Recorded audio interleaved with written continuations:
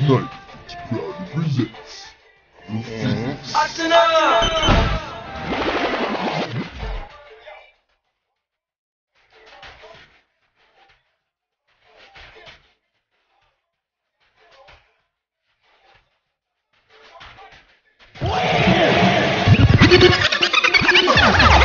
Someone when you that don't know about them songs, I swear.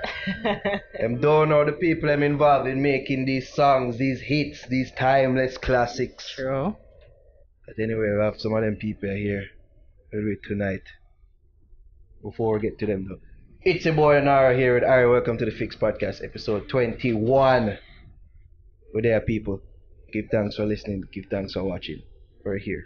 Before we introduce our esteemed guests. Gotta put some respect on their name. Put whole heap of respect on them name. Whole heap. Just to remind, if you like what to do, if you rate what to do, you can go support us at Patreon, patreon.com/nightlyfix.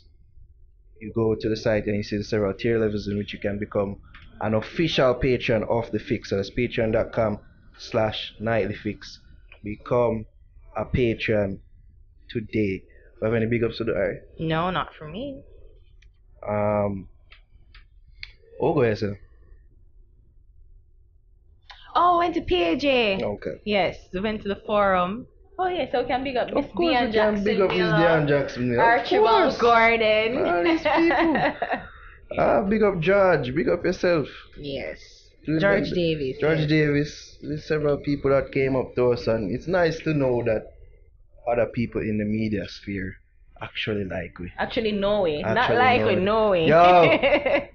Faye Hellington knows me. All because of Spice. My mother actually proud of me now. Faye Hellington comes and say, wait, you're the young man who got told about his mother?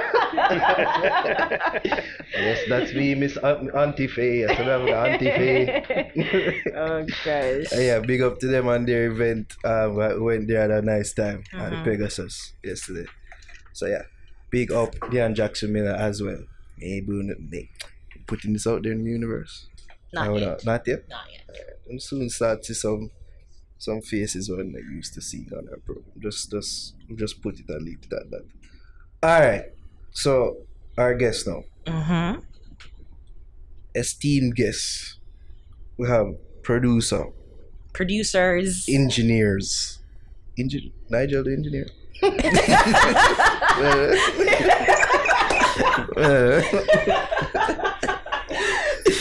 I think that says it all. Instrumentalist, Yes. former manager, multi-hyphenated peoples we have right Negroes now. we have here with us. Yes. Well, one is Jeremy Harding, the other Nigel staff. They're lecturers as well. Esteemed. Good night. Bless up. First of all, I just want to say on camera, thank you guys for coming, for being with us today. We're going to get into a whole lot of stuff. Thank you for having us. We're fans of the show. We're big fans of the show. Thank you. Yeah. Thank you. All right, so let's just get into knowing you guys. For those who don't know, maybe our audience, some people in there who probably don't know, you're Jeremy Harding, the former manager of Sean Paul. First of all, I was reading your Red Bull interview that you did. Oh, you saw And that? Okay. yes, I read through all of it. And just how you become a manager is funny to me, because it's like you didn't necessarily know that you were a manager. You're making music with him, and then all of a sudden people calling you to the shows with him, and it's just like you just happen to be Pretty much the foundation is from being a musician and wanting to make records. So when I was a kid, I went to Edna Manley, which was then called Jamaica School of Music. And you could do after school programs, unlike now when it's at tertiary college. So I was at Campion, I'm a Campion old boy. And I was going to music school and learning guitar and, choir and theory and all this type of thing. So the music was in my blood as a musician. I wanted to do music. When I left school, I went to college abroad. I ended up doing a radio show, funnily enough, on McGill Radio for about 4 years. So I had a partner who was from New York, and we played hip hop and reggae together and dancehall pretty much. And we did that show for 4 years. So in doing that and having that experience as a musician, as a radio show host, and then coming back to Jamaica, I started doing a lot of jingles, people, and my younger brother is a sound system called Syndicate Disco, which was at the time rivals with Renaissance. They were both on the rise, so we used to do dub plates at the studio for Syndicate and Renaissance. And it's in that period where we started to interact with artists. So we're doing dub plates, not just for them, but for Stone Love, for Adonai Sound, for King Addies, Lion Face, lots of people. And in doing so, we're in contact with artists. So we're always looking for artists. So my brother found Sean DJing at a spot on, what do you call it again? Raphael's? Yeah. Which is on Habibi Latino is there right now, that restaurant. What road is that right there? You know Good what I'm on talking the about? road, you know. But just don't forget to me, I go. He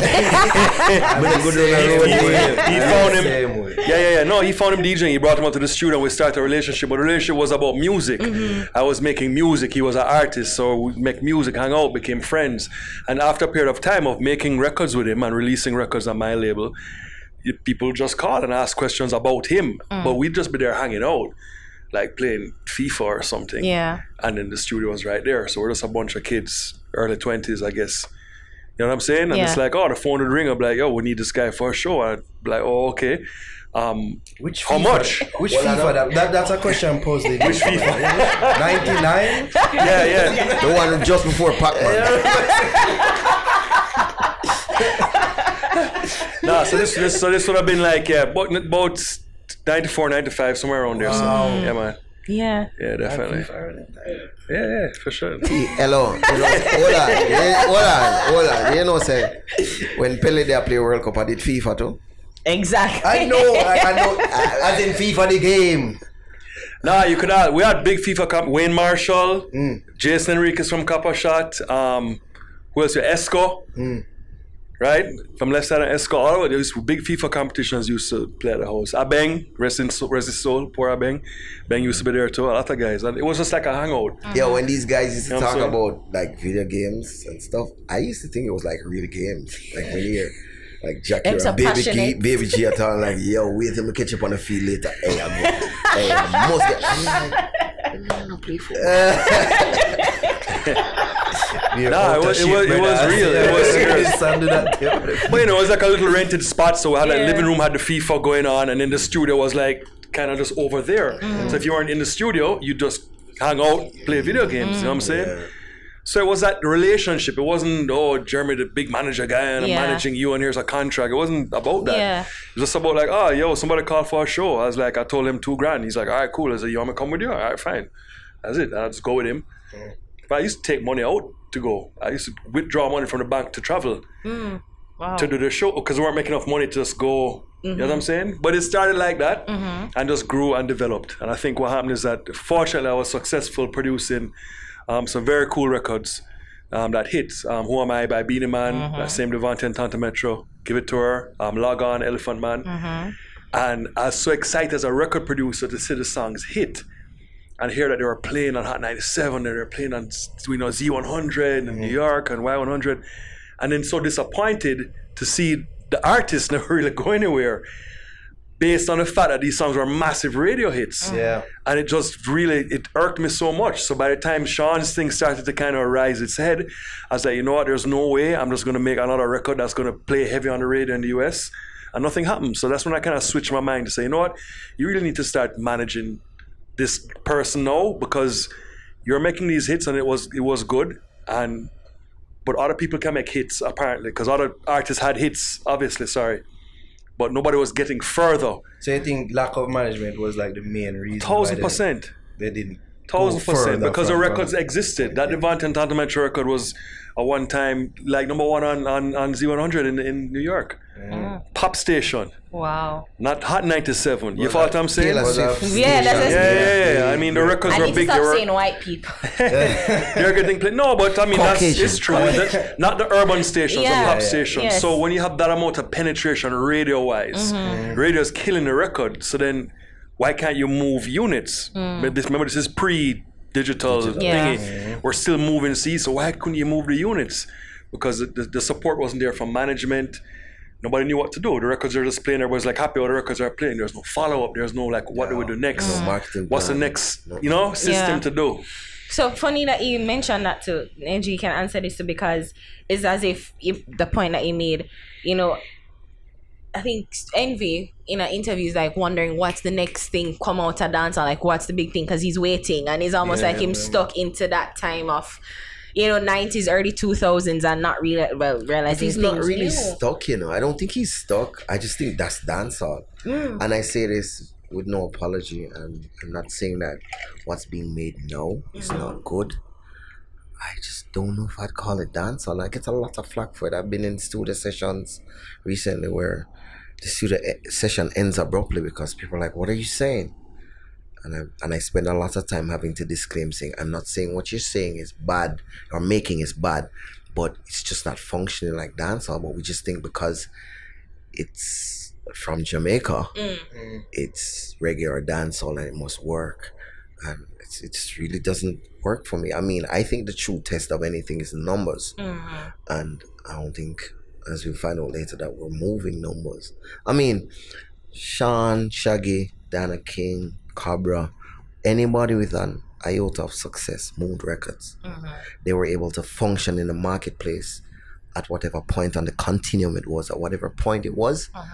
We were doing better than or just as good as counterparts in the rest of the world. Sean Paul won an American Music Award. He beat out Justin Timberlake, he beat out Jay-Z, he beat out Americans who were like at the top of their game. And I said, he won it. So we have the same kind of quality that the rest of the world, just like you're saying, Bolt, he's like the fastest man in the world ever recorded, and that's just it. And wherever he runs, he's just the fastest man ever. So we can do it, but how do we function? And I think we've lost that. So as producers, you think the situation is that because the sound change, it's safe to say that it changed. Like it's not the dancehall that we used to. I have no problems with the sound, right? You know? I like to say this: Jesus can't survive without the devil. If everything was good, there'd be nothing to compare it with, and it would be bland. So I mean, I don't mind the substandard producer as per your analogy, or the great producer as per your analogy. You needed to compare it to somebody. I'm just saying, are the songs that we're making translating? Charlie Black's translated, and we can look back at it in hindsight and say it happened for this reason or that reason, or his manager was white, or Spanish people, whatever we want to say. That's cool. The fact is that it did translate. So we need to. This other record did not. Okay. And some people they have been saying lately that why the dancehall music or songs not translating into international success is because of lack of quality production. I mean, yes, and that's debatable. And some of us will agree, some of us won't agree. I think Nigel disagrees. But then, I mean, I disagree with particular records. And there are other records. Okay.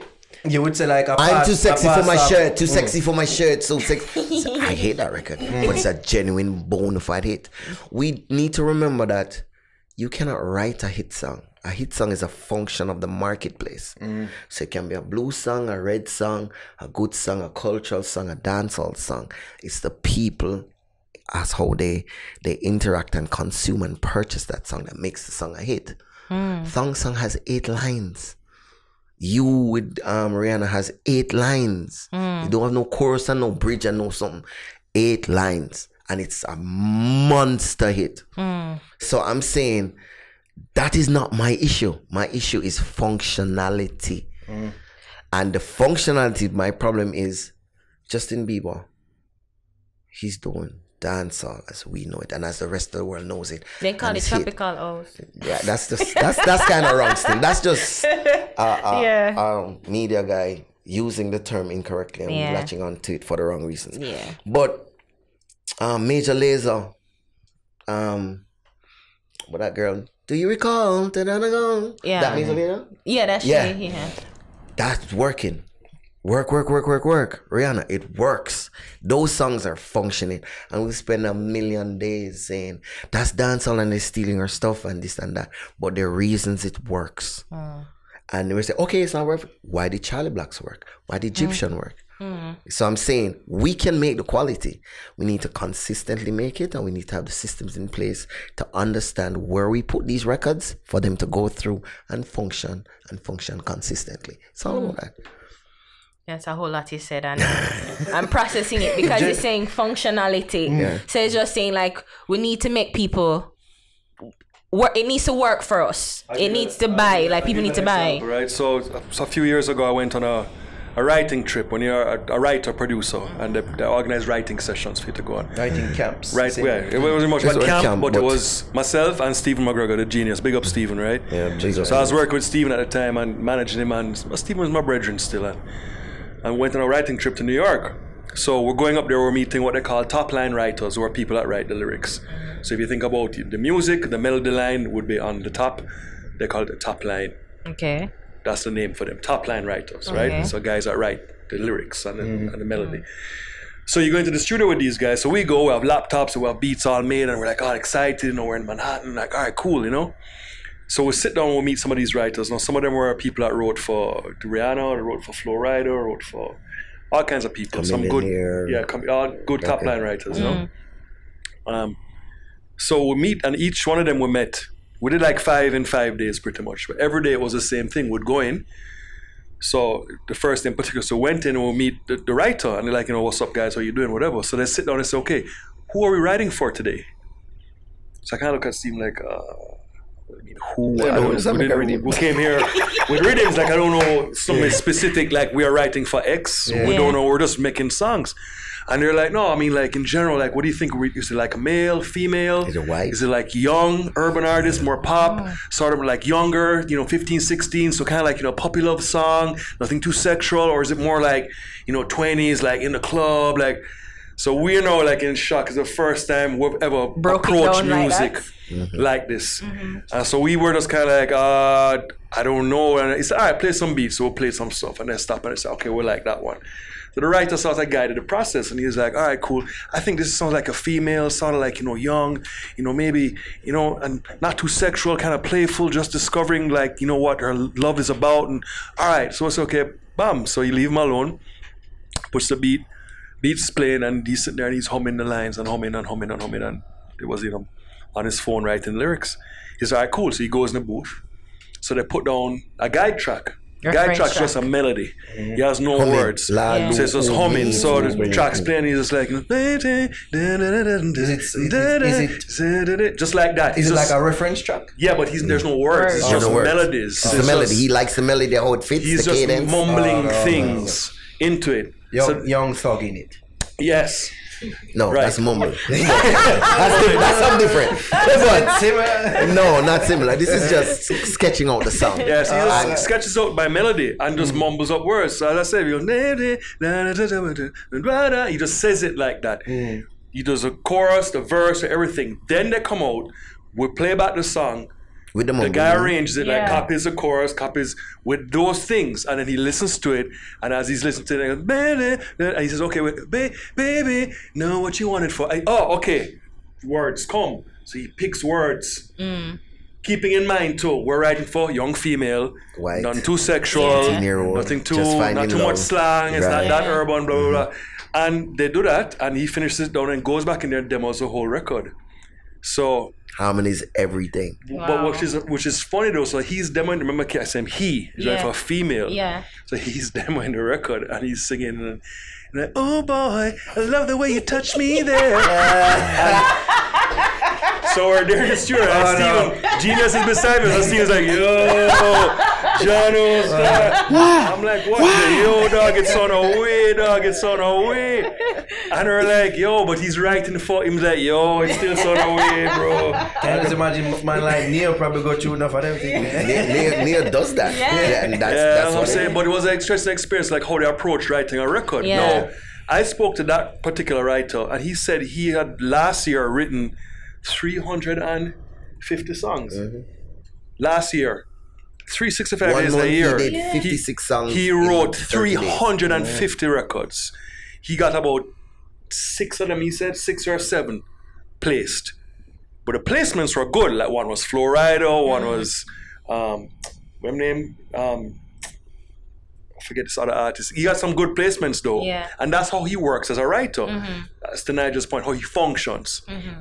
So the point being is that this music that we hear being pumped out, with the exception of like the trap stuff or whatever, which is very kind of localized hip hop music, these written songs that you hear, there are people sitting down saying, who are we writing for? What's the demographic? What kind of record is it?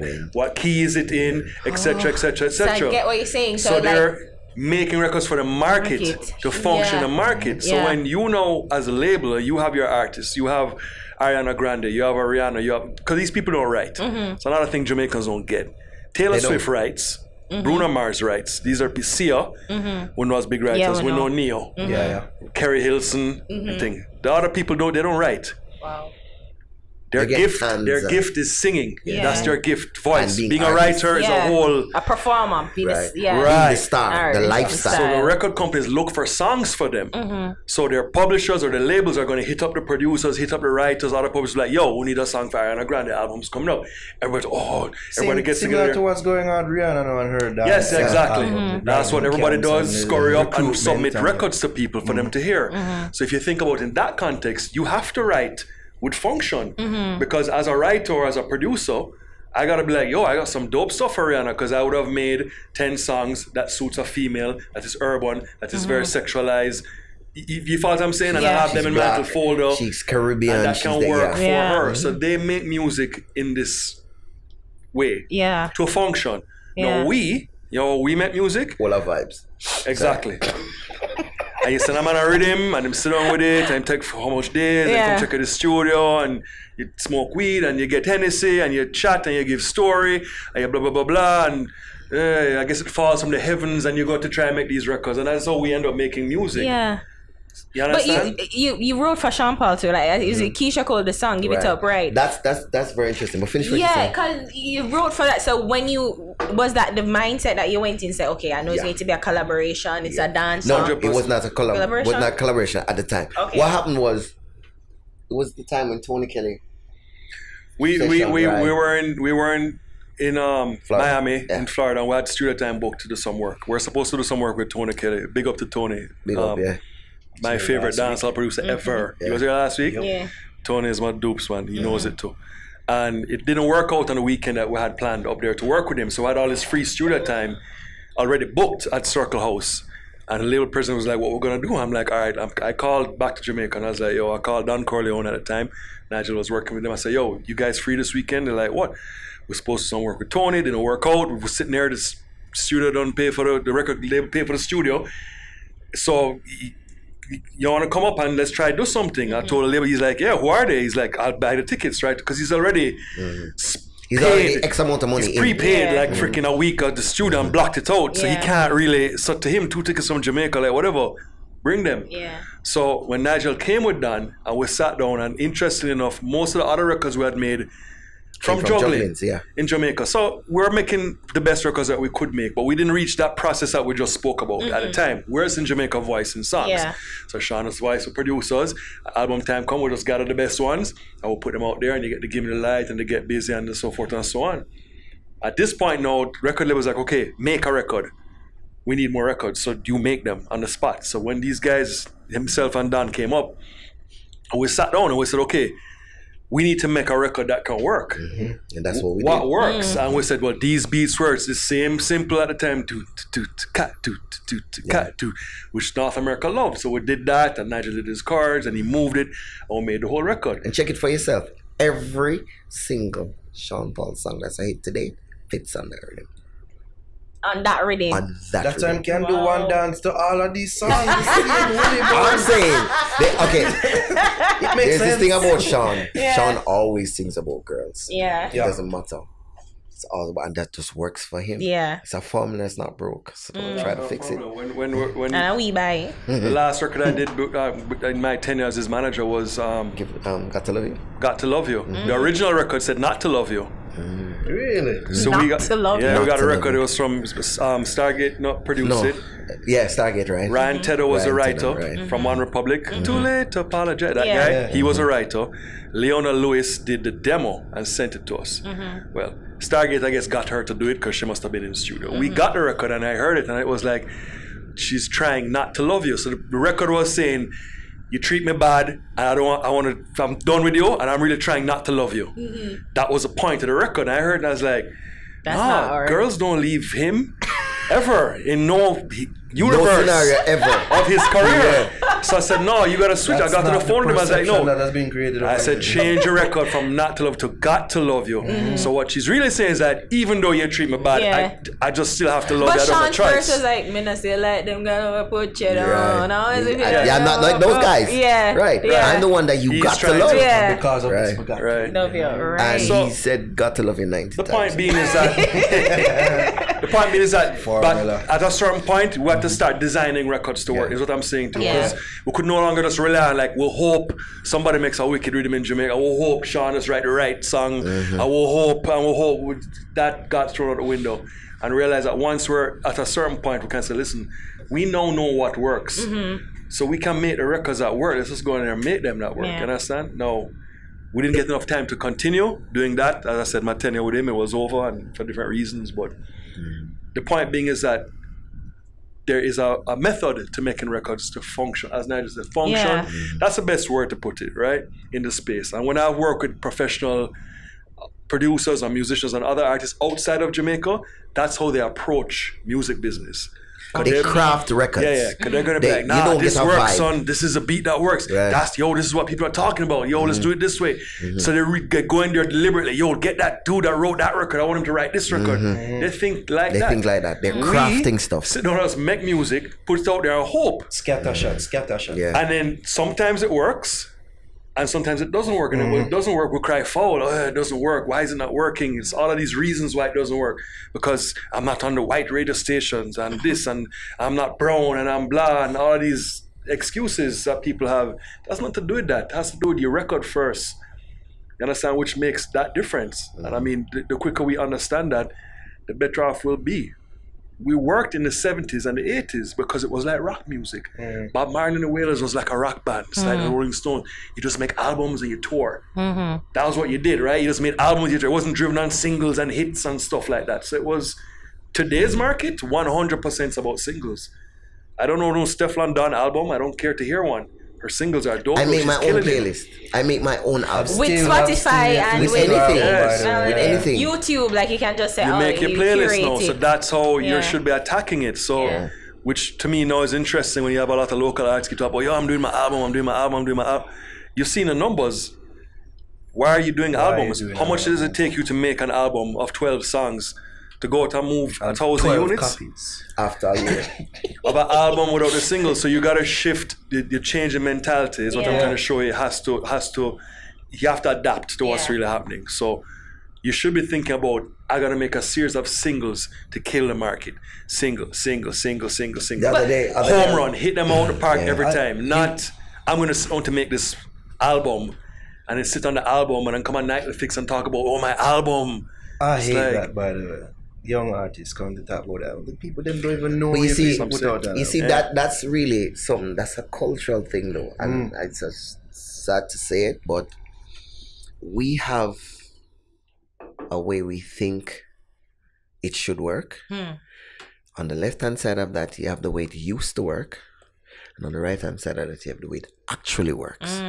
Now we have this way that we think that it should work. We don't spend any time to actually research it and figure it out.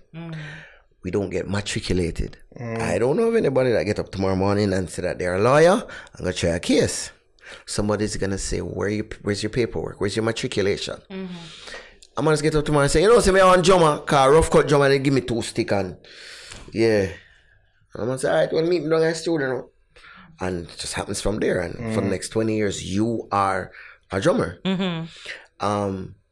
That's a major problem we have. We don't research, we don't read, we don't figure out this industry that we're in, how to get in, how to function, watch trends that change, the prognosis and diagnosis and projections of where it'll be in 5 years. We don't do anything like that. I think the problem is, though, is that because we really don't it's like we don't have an industry. We don't. It's just like a group of people that make music and they call it dancehall. They feel like at least. Exactly. Yeah. And I mean, you can't really knock it on one side because music has always been a vehicle out of the ghetto. It's all music and sports. So it functions that way. But we are a creative people naturally. And so even when we're at our worst, we're still competing with the best in the world. We just know how to do it. I mean, Jacqueline, Jahnya, Cursia, whatever they no, what's her name? Fuljoy. Fuljoy has been, she knew she was gonna be an athlete at 5 and 6. What's her name? We used to run with her. And them of the high school, her name, what's her name? Oh God, Jamaican. And she has like 1 million. Merlin, I think. Merlin. Merlin just run a shop and run go home. And she fast like. Don't really follow sports, and then no, I don't really. I mean, I was like saying West Germany for work marks, whatever. But I'm just saying, our entrance into the space, the world space, is just a different experience, and it's a cultural experience. But it just doesn't work when it comes to functioning and making money and all of these things. So is that what Jeremy brought up earlier about how we're able to do it, and you bring it up as well in regards to sports and athletics. Why is it that we can find something that works there and we are competitive in sports, athletics at least, and seen amongst the elite? Because in athletics, there are examples of dancehall artists being amongst the elite. Why isn't there more? Well, athletics, you can't just get up and just show up at a meet and say, I'd like to run. I forgot you. It's a process. Yes, I'm saying You can't music, just get up and say, for better or for worse, has reached that point I where a guy can just make a song why people don't know and the just put it process. out. Why more people don't know? Well, they don't really need to know the process. Listen, I had a friend of mine from Toronto years ago, and he was like doing hip hop production and stuff, and I was down here, and I was like, man, I really wish I could just move to Toronto to do some music, because boy, this dance. He's like, what? He's like, nah, I want to move down there and make music. I says, why do you say so? He says, because you guys can sit in Jamaica, make a song tonight, and it's on the radio tomorrow. Across the whole island, and then live, and people can log on all over the world and hear it. He says, I'm in Canada, I can't do that. I can't get a record on the radio tomorrow. I have to have a record deal with a company to release a record. It has to be vetted, it has to go, it's not going to get on the air. So for us, it's so easy to make music. You're going to tell somebody. It's not riffraff, because that's been to our advantage. Because back in Shaggy and Sean and Shabarank's day, we had the easiest route to radio. Don't say payola. We can talk about it. Payola exists today. It's a part of the music industry. One needs to know it. 100%. It's not. We think of it as bad, but it's it's necessary. Let me not let the Broadcasting Commission take the program off the air. But we don't give up. I'm just saying. But we don't care. I'm saying to you, you wake up tomorrow morning and Gala Fly All the Way from Paris. It's the biggest record in England. It didn't have to go to a record company this, it didn't have to go to that. And when it just rears its ugly head, so to speak, people get interested in the record, and then the record is able to function. They have a whole different process, like what Jeremy is saying. They have to wait on this to happen, that to happen. I mean, is it good or bad then? Because it's how we use it. It's good for creativity, and you're gonna see, even in the US, for example, you're gonna get like a chance to rap. He's gonna be like, yo, I never used a label. I was on SoundCloud. Ross. What's his name? Khalid, not DJ Khalid. Khalid, you know what I'm saying? Yeah. All these guys like broke out a SoundCloud and doing their own independent thing. So you'll get cases like that where it happens for them. But more so than that, they have to have a structure which they follow to kind of curate these records, because the wider argument now, okay, so let's move from that now. The wider argument is like radio and how radio functions. So radio in the US, the function of radio is to sell ads, period. Not to play music. Advertising. Is to sell advertising. That is, a man of a radio station, that's what we do. We sell ads, that's the point. So you did. It's not to play music. Some people play music. Some people do sports. Some people do talk radio. Some people. There's all different kinds of radio. Correct? Yes. It's to sell ads, not to play music. So when artists get up and say, "Yo, it's not fair," and not play music, radio not playing. Radio's not supposed to play your song. It's not there to play music. It's there to sell ads. It is there to sell ads. If you are making songs that people care about, which your advertisers, which cater to the demographic that the advertisers want, then your song gets played. You can see it here. Hold on a second. No obligation to say, Zero. next song. Zero. So RFM sounds a certain way, Zip sounds another way, KLAS sounds a different way altogether. And they'll play different music. They'll be like, no, we don't play that, we play this, because our ads are like, ABC Insurance, make sure that today your family is protected. That's a KLS ad. So they're not playing a dancehall record for those advertisers. They're going to play the R&B and the smooth stuff or whatever. Yeah. If you're on Zip FM and you're selling ads, rumba, chug it, this weekend, then you're going to play that music. For those advertisers, it's just that simple. They're not obligated to play no record from no artist. There's no fear involved in it. About it's not fair and they're not playing my song and I gave them the song and it doesn't work that way. They're not supposed to play it. They don't care. But you don't think there's a little... I've always wanted to ask like a person who play music, who produce music, who's an artist as well, and is a radio DJ. Because I'm like, isn't that weird though? Them say them fair. Them claim them fair. And I think, okay, they are fair. But them play them... What is fair though? Fair is like ensuring that, you don't... Of course, everybody have them bias, and of course, you can bias towards yourself. To defend the radio disc jockeys in Jamaica, to be quite honest with you, they get paid shit from the stations. Yeah. So I can't wrong any of them.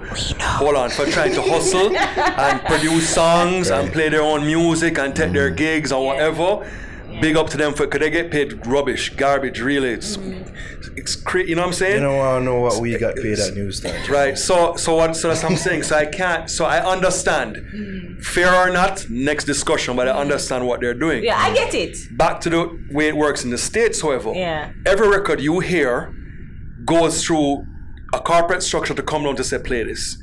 If you listen to Funkmaster Flex, and you're in New York, and he's like, yo, Funkmaster Flex, yo, what's up? Yo, we hot.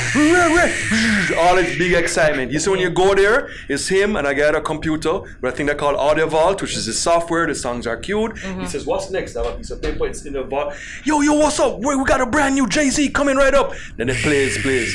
They're not there spinning and cutting and choosing their own records. It's already... Wow. And you can still send them your record, on them WhatsApp and them thing, but it'll never reach the radio unless it goes through that corporate structure. How do you get records on the radio like that? Okay, so to get records on the radio now, payola means I have the record, you are the radio station, right? If I give you my record and give you money, I say, here, Ari, can you play my record? That's payola. Well, I don't go through the library and you're the radio station. I am the guy with the record. The radio station. Oh. You're the radio station, I'm the guy with the record, the producer, the record label, whatever, and I give you the song and pay you the money. That's payola. That's payola. If Naro has a record promotion service, Naro Promotions. If I hire him and I pay him the money, I say I need to promote this record. And Naro says fine. Naro carries a record to you. Yeah. That's not payola because I never paid you money to pay the record. I don't know anything about promote the record. Naro has relationships. I pay him a fee to promote records. He just charges me a monthly fee. I just give him money. I have nothing to do with. I don't pay nobody no money to play no record. Then it's not payola. That system is how the entire US radio stations work. How they all work. Funkmaster Flex himself has a promotions company. So you can hire him to promote your record. Okay. You follow what I'm saying? Yes. And it gets onto markets and gets to other places. So in all of those records that you hear, they're all done in this manner to get them on the radio. No, you're getting into rotation radio. So you guys travel, whatever, we go to Miami, whatever, we're driving, we listen to the radio. We're on the road because we're going to the mall, we're visiting family, we're doing whatever, we're listening to the radio. We're hearing the same songs play every hour, on the hour. That music, them always say that for Drake. Like Drake coming like, we're going mad. Like, what the hell is going on? Goddamn radio. But they're playing for spins. Yeah. So the money you pay to the record promoters, there's a rate which guarantees spins. So the rate will say, okay, we're going to start, it's whatever, $10,000 to get, not so much, you wouldn't start there. So you just start 12 spins a week or whatever. I'm just giving you, hold on, I was giving you, I don't remember the exact figures and it changes, right? But you're going to pay money and so that's 12 spins a week. Wow. Okay, so 12 spins a week, that's 2 a day. Forget Sundays, for example, right? So 2 a day, so you might hear it at like 11, you might hear it at 4. That is extremely light rotation. Yes. As you move up, as you move up now to medium rotation, heavy rotation. When you're at heavy rotation, 60, 70 spins a week. That's 10 times a day. That's us visiting the States and driving around and hearing the song play at 8:30, at 9:45, at 10:15, at 11 something, at 12, at 1, at 4, at 6, at 8, and we're going mad. Despacito, oh my God, every hour on the hour, it's playing massive records. That's heavy rotation. That's heavy dollars. And they have to step it up to light, medium to heavy. Wow. Why did I have to do it? Because you're going to work, you wake up in the morning, you're a single mom, whatever, you get your kids ready to go to school, go to work, so you jump in your car and you're on the road from 7:30 until 9. You listen to the radio. Then you turn off your radio, you're in the office. You don't listen to the radio again. 12:31, you get a lunch break. Jump in your car, you go down the road to buy your lunch, turn on the radio, you listen again. Come back, sit back on your desk. You stay at work till 5, 6 o'clock, leaves, you go home. So you only have 3 times to listen to the radio, morning slot, Afternoon and evening. and so, right. So it's an urban record. They're not going to put it in the morning slot at 7:30 in the morning. So the only time you have to hear it is the one time at lunch And in the evening. and in the evening. So even though it plays 10 times for the day, it's only hitting you, people like you who go to work and have a 9-to-5 job, hear it twice. You understand what I'm saying? Yeah, I get so it. that's why we got to hit it so many times. Just in case if you miss it. It's Right. a science. To make It's it a catch science. It is. They know. It's so. So it's a whole way hard. of how people listening. They And in the know. late night shows, it's different. 9, 10 at night. What's going on then? People getting ready to go out to the club or whatever, and they listen to the radio, driving in their car. This is foreign, right? It take an hour to drive one place from one, not like round here where it's 15 minutes Still and take 20 an hour, minutes. even Yeah, though you with go. traffic. No, but I'm just saying, like driving like an hour and a half in Florida to go to a club and go home ain't no big thing. That you're gonna hit the highway, you're gonna drive. So they gotta hit that with rotation, and to get rotation, you gotta pay for it. It's just that simple. That's how radio works. No, you have a dancehall record, and you're trying to make it function in that space. It's So hard. you want Hot 97 to play a record. compete You with want. pop with. So with, no, what kind of record are you making that's gonna let the let's say you're a 24-year-old single mom with your job. What do you listen to? You're Hispanic, you live in New York. What kind of record do you listen to? Despacito. Okay, so do you listen to I would listen to like probably Latin pop or maybe urban. right, Yeah. perhaps. So then you're gonna hit those. So you might listen to Cardi B and you Yeah. listen to Despacito. So there are certain types of records that you listen to. So the radio station is gonna program towards that demographic. So they have to be very specific when it comes to the reggae stuff. So they will take up the Charlie Black's record because it's a party and all. Yes, because that same Latin girl, she'll check And it that have record. like Latino guitar. And it's talking about guitar partying thing, and she's yeah. going out to the club. She will like that record. No, another record from Jamaica that talk about who your real friend them is or whatever topic that they're Bad singing. mind. Bad mind or something. Love my mommy. Does not Computer. computer. Right. So it's just that simple. So when Back I to talk about functional functionality. space, that's what we'll get down to. So what records are you making here? And what are the purpose of them? Because if you make that kind of record, off the bat, you have no hope in hell of getting it played in US or UK radio. They don't know where to Forget put it. It doesn't matter if you're on Atlantic Records, if you're on VP Records, if you're on Zojak, Happilus, makes no difference. That record can never ever Because it reach. cannot function. Because and it's not because of the DJs and even as they say the record label or distribution label. It's the few people in control that listen and that's their problem. As you say, have it's to money have- advertisers. There's so many checkpoints Yeah. in this system, and you cannot go anywhere without a record. That's good. When you go to a station in the States, sorry to cut you, then you literally send records and they get back the feedback. Oh, this works for our station. Not as like, I like the record. That's not what they're concerned with. Yeah. It works for the station. Yes. Right. So we'll do records when we're signed to a major label. We'll do records. We'll carry them up. They test them. They give them to disc jockeys and be like, yo, what do you think? People come back and say, yeah, I like this record. It works for us. They'll test it in a market. Maybe New York says, no, we'll have to go to Miami. Miami, would you play this record? Yeah, we like it. I could definitely see this record playing. It works with my stuff. We'll put this record into rotation. Okay, then the machine starts working on it. Yeah. So all of these records that we're making here, we're hoping for them to work. Especially people signed to labels. Same exact thing. Even if you're just saying a reggae label, Easy Star, VP, whatever. Same thing. They're going to hire a record promoter and they're going to go to the stations that are sympathetic, is a word then, to reggae music. So there are certain markets which are sympathetic. Right? So in other words, you will say Boston, Connecticut, New York, Jersey. Atlanta, Jersey. So those, but what you're saying is like high Those concentration markets. of Caribbean There, people. you win the That's prize. world. Yeah. There you go. Exactly. I read. You got the prize already, actually. But Oh, you got a prize already. Yeah, she gets her prize already. But that's exactly how it works. So you Yeah. figured it out, okay? Yeah. So a lot of people don't figure this out. So, and then you come down Jackson, Tampa, over here, you skip out Carolinas and down South Georgia, Right. Chicago, Detroit, zero Caribbean people. North Records Dakota. It doesn't work. Doesn't Come work. down to Florida, it works. And then Yeah. you skip across. LA is so funny, maybe the cultural stuff, and it's really wrapped around the live, the festivals, and not really radio. You understand? So that's what happens. Hawaii too is another big Her market. mind is working like a million. You can't say it. That's how my usually. So when you do that now, if you're with a record label, right? You're with the VP or the Easy Star, whichever label. They're gonna take your records now and go to those markets and hit up their disc jockeys and be like, "Yo, here's a new record from X. What do you think?" And they're gonna say, I don't know, it's alright, it's this, that, and ooh, draw bricks. Then word comes back to Jamaica, listen, I find a hard time kind of getting a single to work. Yeah. So you need to go in the studio, Yeah. you need to make more records, you need to do this, you need to do that, and that's a process that which happens. And that's a process that pisses off the The artist. artists. Cause it's like, cause how you're talking now, you know, it's like we know says a whole of vibe thing, but when you do it now, you break it down. It's like science, and science ain't fun. Math No, ain't fun. science is fun when it works.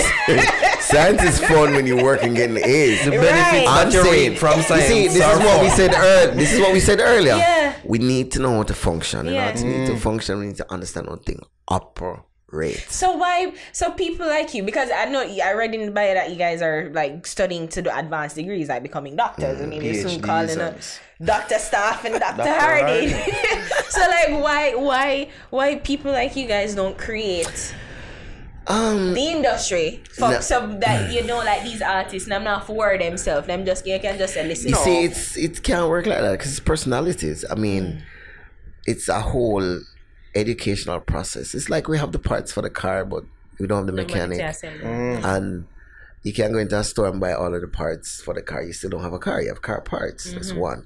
Two, you need somebody to drive the car. You need to know where you're driving to, why you're driving to, how you're driving. It's a whole set of systems that we as Caribbean people like to say, we beat the system. We have a problem with systems and isms and schisms, but yet we're trying to function in places where the systems and the isms and the schisms And let's are make that clear. That functions. If you don't want to do that, it's fine. Just make whatever you want to make, release it however, roll the dice, get on the plane, take your 2 shows or whatever. That's if you fine. get the 2 shows. No, but I'm just Right. saying, If like, you get them, don't, not right. everybody needs to have that ambition, like, Make oh, it I so want to sad. cross over. But it is and- sad. And the international. Yeah. But then whatever, the funny you know thing what I'm is, you saying? guys saying that everybody, like most people, most artists, want to be like the Sean Paul and the Shaggy, the Diana King, the Shabarang, the Cabra. yeah. So it's like, but you're saying that they want that, but they're Well, not. they doing want the what it fame, is. They want the fame, they don't want the work ethic. but the work ethic is different. Now, let's be clear too, to defend my friend Sean. At the time when we were doing it, we didn't have all this love from the media in Jamaica. We were being dogged constantly. Sean can't perform. Sean Kingston album better than Femon. This and that. Ray, this song is soft. It watered down dancehall. It's not the hardcore. Can't Same DJ brown. like- yeah. Him can't dance. But everything was thrown at us at the time. Now, in retrospect, 15 years later, it was like, oh my God, Sean Paul's an icon in the business, and we want to be what is little man talking about where Sean Paul go, Ray, my time now, and whatever. It's nonsense. To me, it's hilarious. Like, Yeah. oh wow, now he's a pinnacle of what a you're standard. subscribing Yeah. to. What we had to do What's the at the function? time to do it. The people in our time never wanted to do it. We did it. Now you're sitting down here, and if I tell you what you need to do it, They say too hard. they're gonna say it's too hard and them can't Nah, bother man, we with just that, want to go or- on all our vibes. Yeah, exactly. When you look at a young producer and say, I like the idea for the record, but the key of the rhythm is wrong. The mood of the rhythm is wrong. The mode of the key is wrong. Minor versus major. This is the kind of record. Where do you want to play? Do you want an urban radar or a mixed radar? If it was supposed to be an urban radar, the harmonies can't be so thick. After you say all of this and you spend 2 hours breaking down the record, he said, boy, I feel so still can't work now. Can't try to fight still. No. And you hear that every day. And I'm like, what is your system? Those same records, we had to get them mixed over. You know, we did records, went abroad, they're like, these records are good, they have to mix over. They can't play on US radio. Come back to Jamaica and get all those producers. This is the early Sean Paul stuff. I say, oh, give me the files. But we're going to mix the stuff over in Florida and New York. They're like, why? So because they gave it the record label, they gave it the radio station. They said, we like the song. Sonically, it doesn't match. We need to mix it over. Yo, me can mix it over still. No, you're not going to mix it over. One, you can't do it. Two, why do you care? Because Dr. Dre doesn't mix records. Neptunes don't mix records. Timbaland doesn't mix records. Metro Boomin doesn't mix records. None of these producers that we know and people follow mix their own records. Mixing is a whole other job. But mix engineer, just give me the files. You're going to get paid.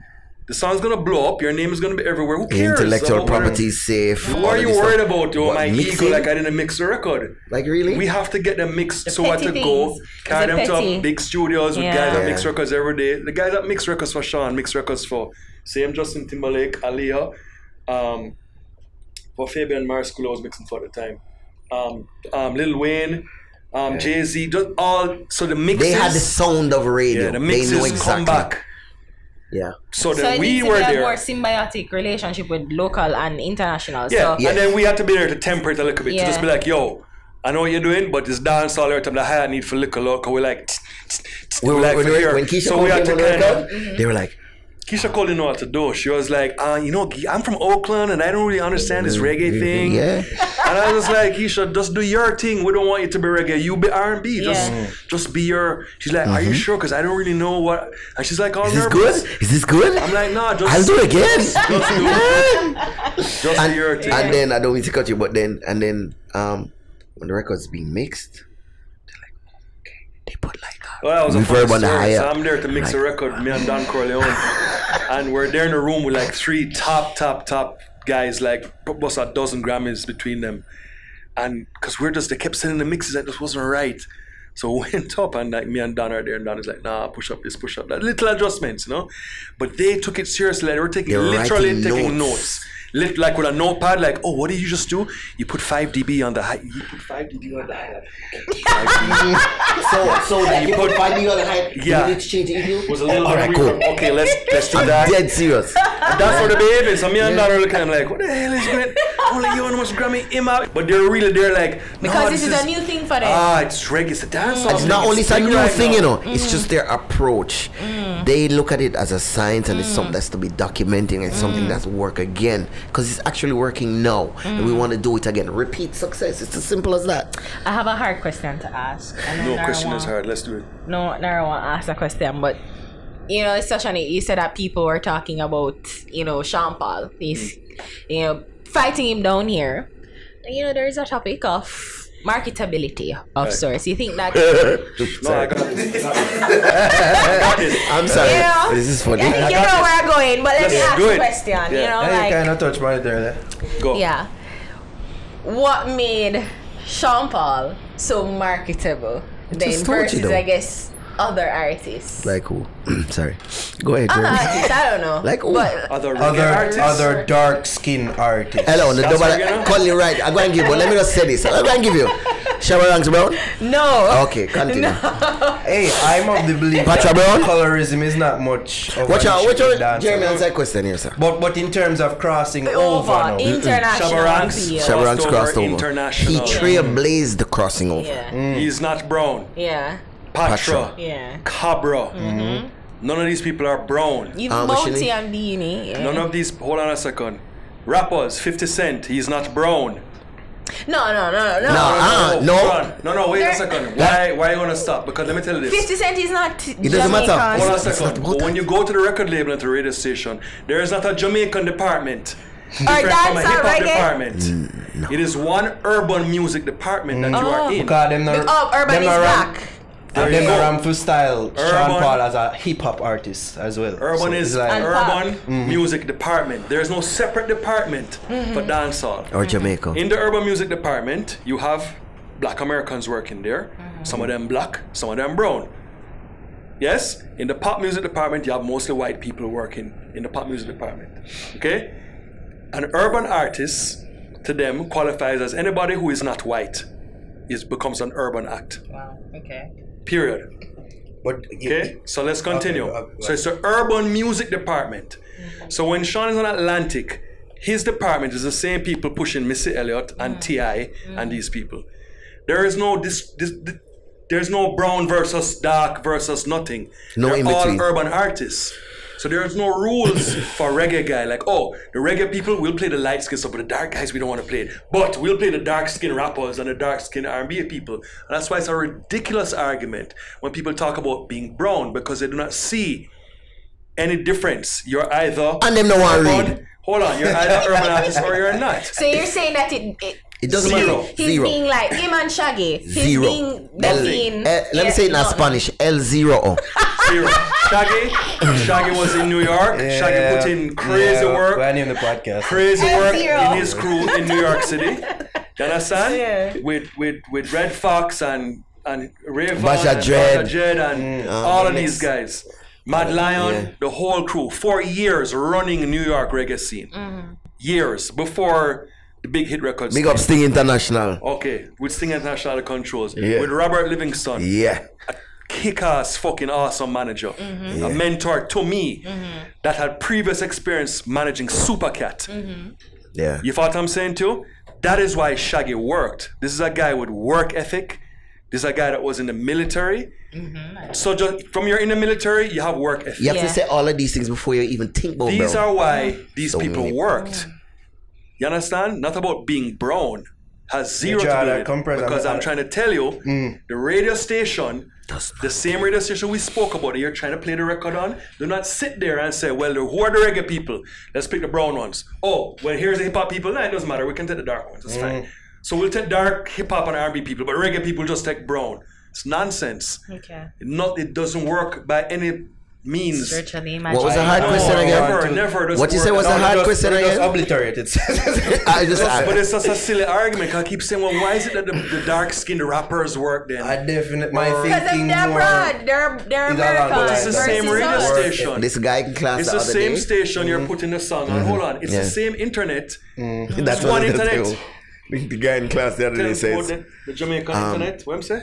the Jamaican internet, though, we need to have a Spotify for Jamaica because the Jamaica. I mean, I say I know one internet, brother. You know, have a Miami internet different from a England internet. can No, that's true. He said, but They it's have- true. I said, so you have what are you going to do UK. Cyber Mondays? You have Yahoo.com, So- UK. And we Yes, have, we but have it's some what- numbers. You can log on to it. That's why you know say We it's going to be UK. proud of these sad numbers on the Jamaican Spotify, or we got let's going get to be into numbers it. that His point, you know, was that Let's get into the the Spotify numbers. after he I'm got ready. that shock that says we're not moving any records and all the records that he's used to hearing on our radio Yeah. and seeing in our dance, he saw none of them. And so we were in class and Jeremy was pulling up, okay, which record do we look for now? And they say, this by this person. Oh, but we had a they're little out one by Fry Egg. We had a little by Fry Egg. 3 streams. How you mean 3 streams? It's because it's a foreign one. It's not put that up in the Jamaican. You're like, what Jamaican one? It's one Spotify for all over the world. What are you talking about? This is the misconception that becoming a read. All right, so We're let's gonna talk about streaming. it. I have Yeah. one specific question in regards to streaming now and dancehall. Is how viable is it to be a dancehall artist in this new era streaming? Because when you see these numbers, It's you not really very have to viable, Naro, but here what happened. This is a new music industry, so you have to go find out a way to make it work. Yeah. This is it. It's in They ain't transition. changing. And along It's the not going system. back. Everybody has to get used to this now. So if it's not working currently, then people need to figure out how can I get the streaming numbers up? So- how do I get songs on playlists for Let's- people to let's- notice me? How let's- do I, you know what I mean? Let's do some definition here. So it's saying tracks album sales from physical retailers, DSP, I never Google that, I forgot to Google that. Digital service provider. So Digital that's service. iTunes, people like that. Those are DSPs. Venue sales, and that contribute to Billboard charts. That's what Yes. it means.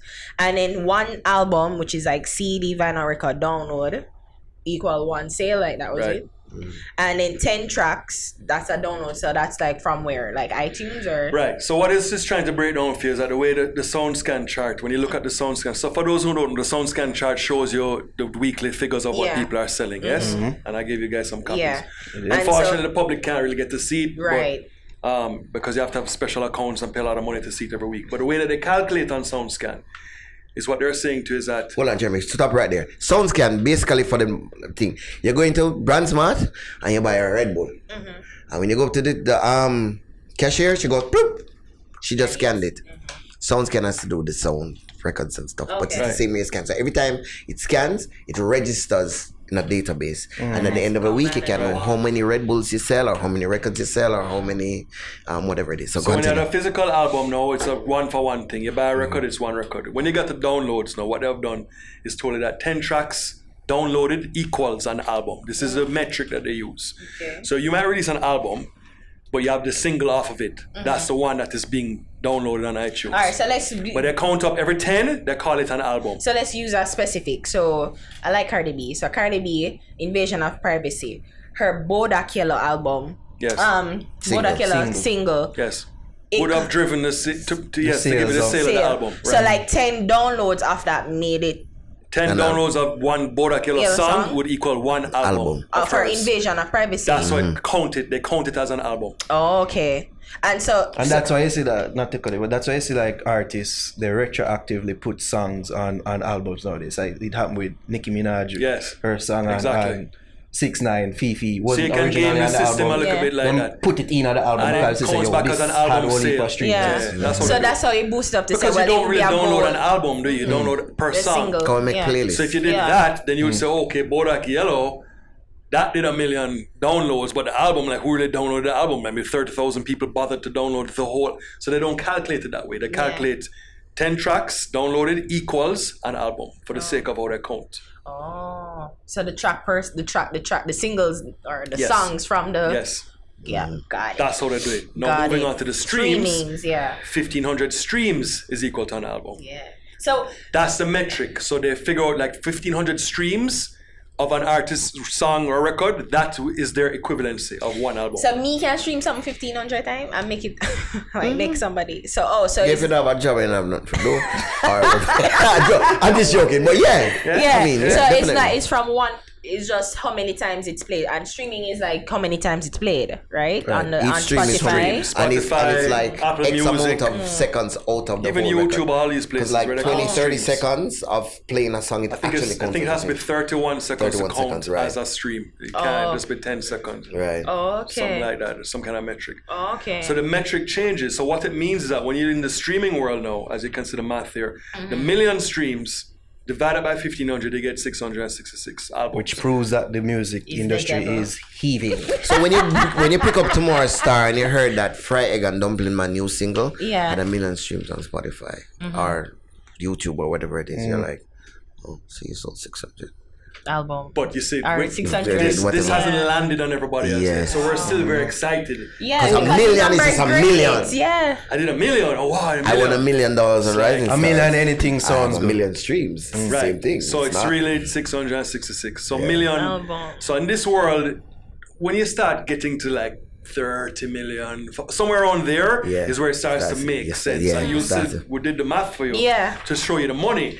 When it's about the 30 million, then when it's Ed Sheeran, 6.1 billion streams, really doing billions. That's him think sexy. So that's where it becomes platinum. So he. Why for that? By the way, him think sexy. You can't just why? You can't why that I'm sure. How much stream you gonna stream after that? Why there? Big up popcorn. So Ed Sheeran, in Shape of You, it was 1.9 billion streams. Right. So that means he made a platinum record in this day and age, in this digital age. Exactly. That's how you have to equivalent. Because people don't buy physical copies anymore. As they want. Let's say this again. 1.5 billion. BILLION is equal to a platinum record. Wow. Okay? Because that works out to be the same million streams. So you got to count stuff differently. Because yes, we're not selling anymore. We get that. So that days are done. We are fortunate. I got a piece. Nigel got a piece of the time when it was can get the plaque like, oh, sold. And that Shape of You record, everybody said the core of it was dancehall. Yes. Okay, so you can go on YouTube and find Ed Sheeran in an interview with same Envy Them. Yeah, I think so. Yeah, you ever watch it yet? Yeah, he asked him like, and Envy says to him, yo, the Shape of You record, it's got like a soca feel. Yeah. Right? Yeah. And Ed Sheeran says, no, I was actually hanging out with Fuse ODG in Africa. And it was an Afrobeat vibe. Nobody don't mention dancehall. No. So, soca people want to claim it. Oh, it's a soca feel. Ed Sheeran is like, no, it's an Afrobeat thing from Ed. We are here, it's dancehall. Yeah. The man who made the record is like, I don't know what you're talking about. I was hanging out with Afrobeats artists in Africa. Same with Sorry. Just Bieber. Yeah. They're claiming it's Saint Soca Yeah. because it's Diwali. Yeah. But then it's just So streaming also YouTube, it equates to that too. Yes. So Same if thing. how many people watch it and I guess listen to it equates to But YouTube's worse because YouTube you don't get paid. Spotify, there's a math where you get paid by the stream. So it's on a paper. Yeah. It's very complicated. Yes. Okay. So there's a math about how you get paid by the stream. YouTube, there's no math about being paid by streams. YouTube is paid off of ad revenue.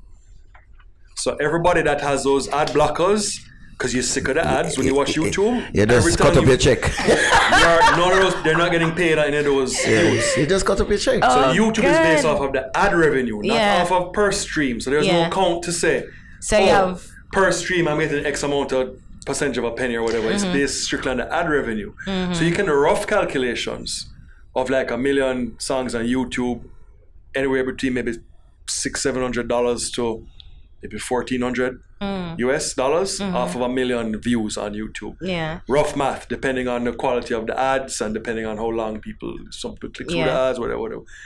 That's earned on the record, the master, not to the artists. Not to the writers. That's Because remember, artists alone don't make record. If that's the case, we would have acapellas listen to all day. So let's get real. People make records. Musicians, producers, engineers, and artists and writers contribute to records. So when this goes on YouTube and it generates income, any of these figures that I'm showing you here with income is just for the whole record. Whatever arrangement they have with the producer or the label or whatever to get their share, that's a different story. So these numbers don't show you what the artist is making. It shows you what the record makes.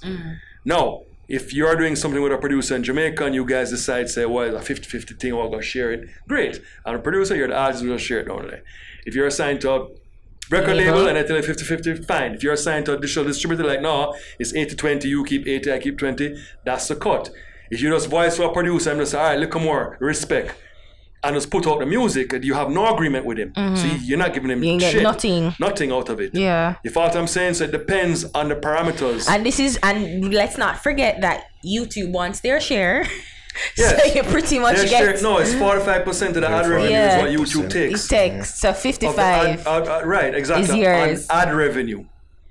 Wow. You follow what I'm saying? Yeah. So it depends. So there's rough math which you can do to kind of gauge it. And you see, and the things that I was looking at is like, it's not even cents, because it's like 0.006, 0.004%. Yeah, it's like you cut up a penny Yeah. into 6 parts and you get one of the parts. Exactly. I want you to understand your penny. That's not money. Yeah, 'cause it's not money. And that's why I have to be doing a lot of numbers. Yeah. But then we're still here saying, I just did 100,000 streams or 100,000 days.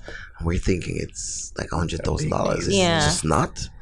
And it's like back in the day when they changed the metric from the imperial millennium, from pounds and Yeah.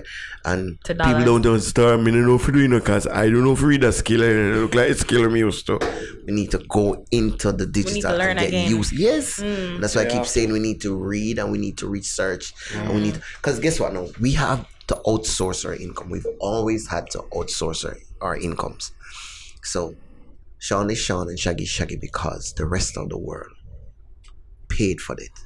Right? In Jamaica, we don't pay for none. We consume, we don't purchase. So, in order for us to have platinum records and make money on the shows, we go abroad to do them. There was a time when I was doing 18 shows in Jamaica alone in December alone. And those were just local shows. And those are the heydays. Name Yes. the shows. So you had Dodos had the one down at Westgate Jamboree, and he had this other one. Don't remember what that one name. You had Junior Gang show at the time, which is now the Cruise. Burris had his show. You had Richie Stevens down in Landale. You had Coco T. You have Patrick Roberts show, which is Ghetto Splash. You had Morgan Heritage Show, East Fest. You had Campfire. You had Sting. On the same day of Sting, you had Teen Splash. You had GT Extravaganza. GT Taylor. You had Killer Show, Saddle to the East. Yeah. And you're doing 2-3 shows. Like 7th of January, you can't call me back till like the 23rd. Because my body literally run down. Now, if you did 3 shows for December, you did enough. And 2.5 of them are given back to the community. So I have to go to foreign to make sure. Money. I have to go to foreign to buy records, to see people buying my records or streaming my stuff or whatever it is. So you always had to outsource your income. So honestly, the core is important to us, but it stops at a certain point where how are we gonna make money? How are we gonna function? How are we gonna go to the next level?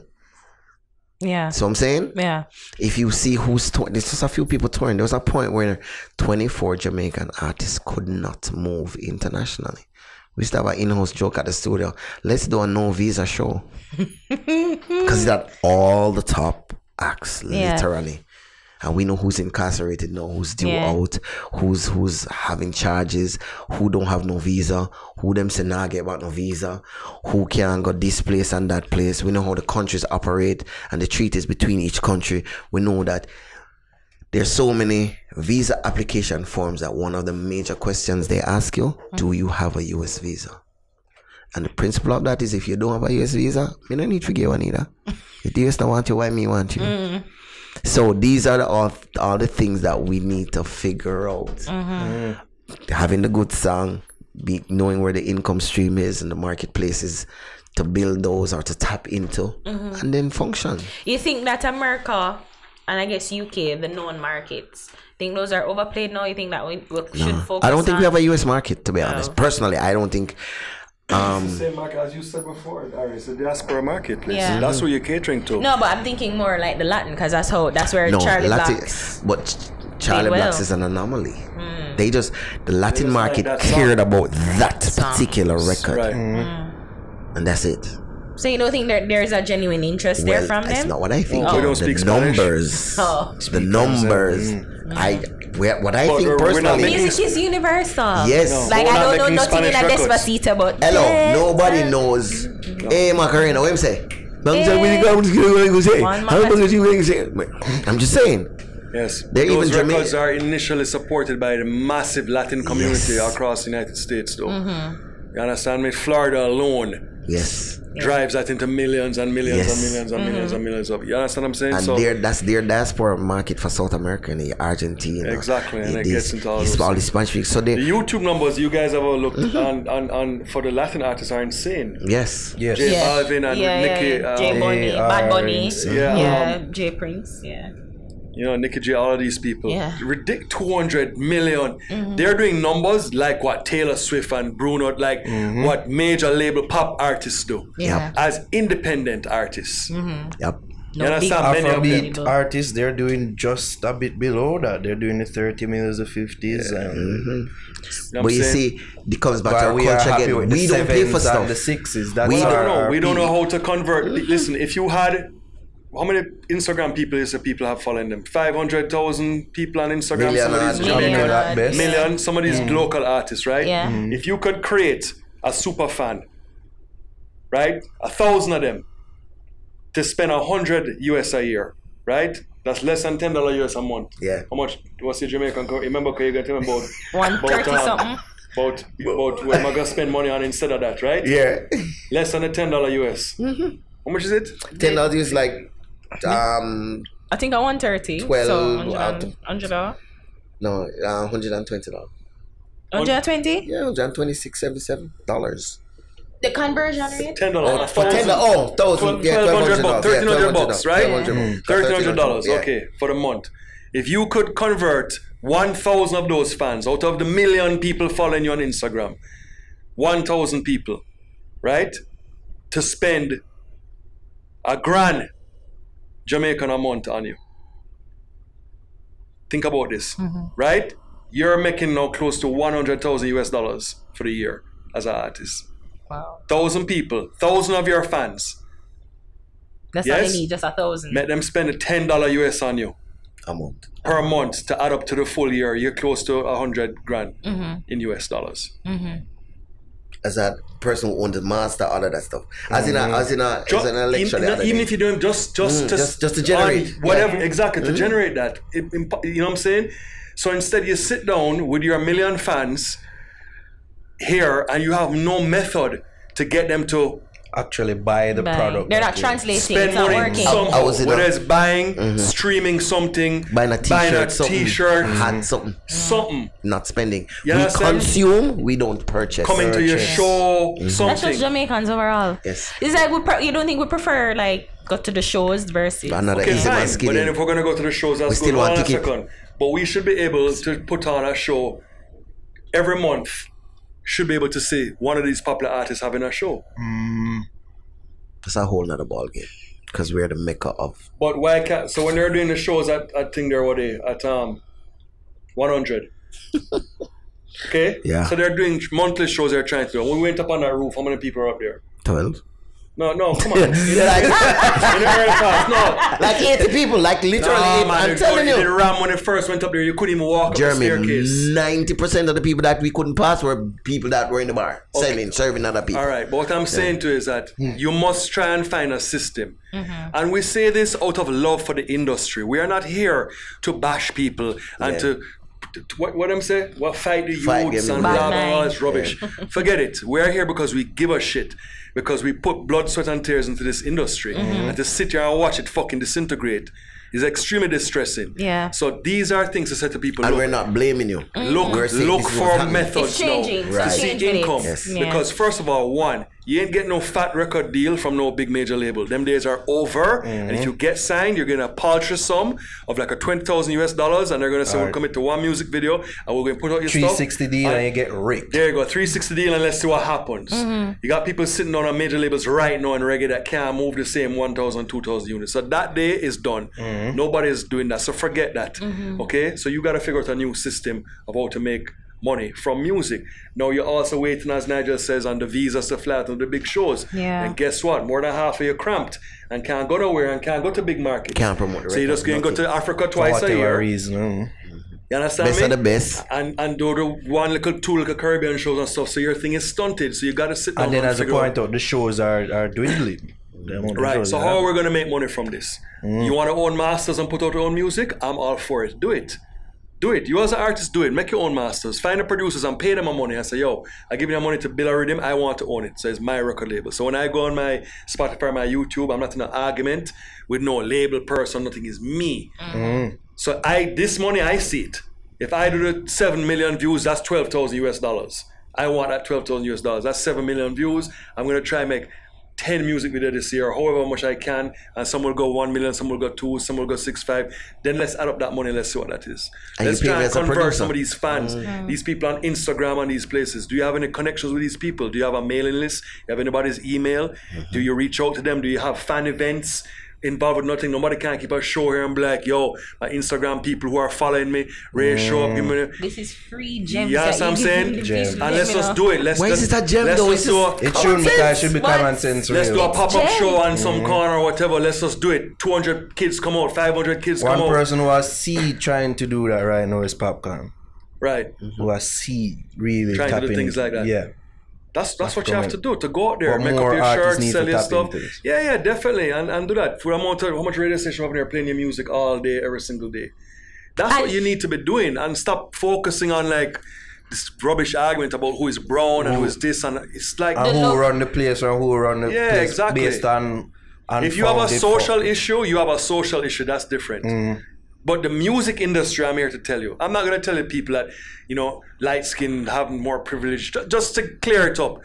I'm talking about for the music business. Maybe in life, at the job you went to, the way somebody treat you. Because it's Jamaican, I know it is. And it's the world out. Right. It's not even racism exists. Right, exactly. And schism. Yeah. So all those things are real. But Yeah. in terms of where the music stands, because I'll tell you, we have had so many dark-skinned, lights, all colored things that make it. And it's all about, at the time, what they did to maximize what they're doing. In the time you're in now, you have to get a hand on how this works.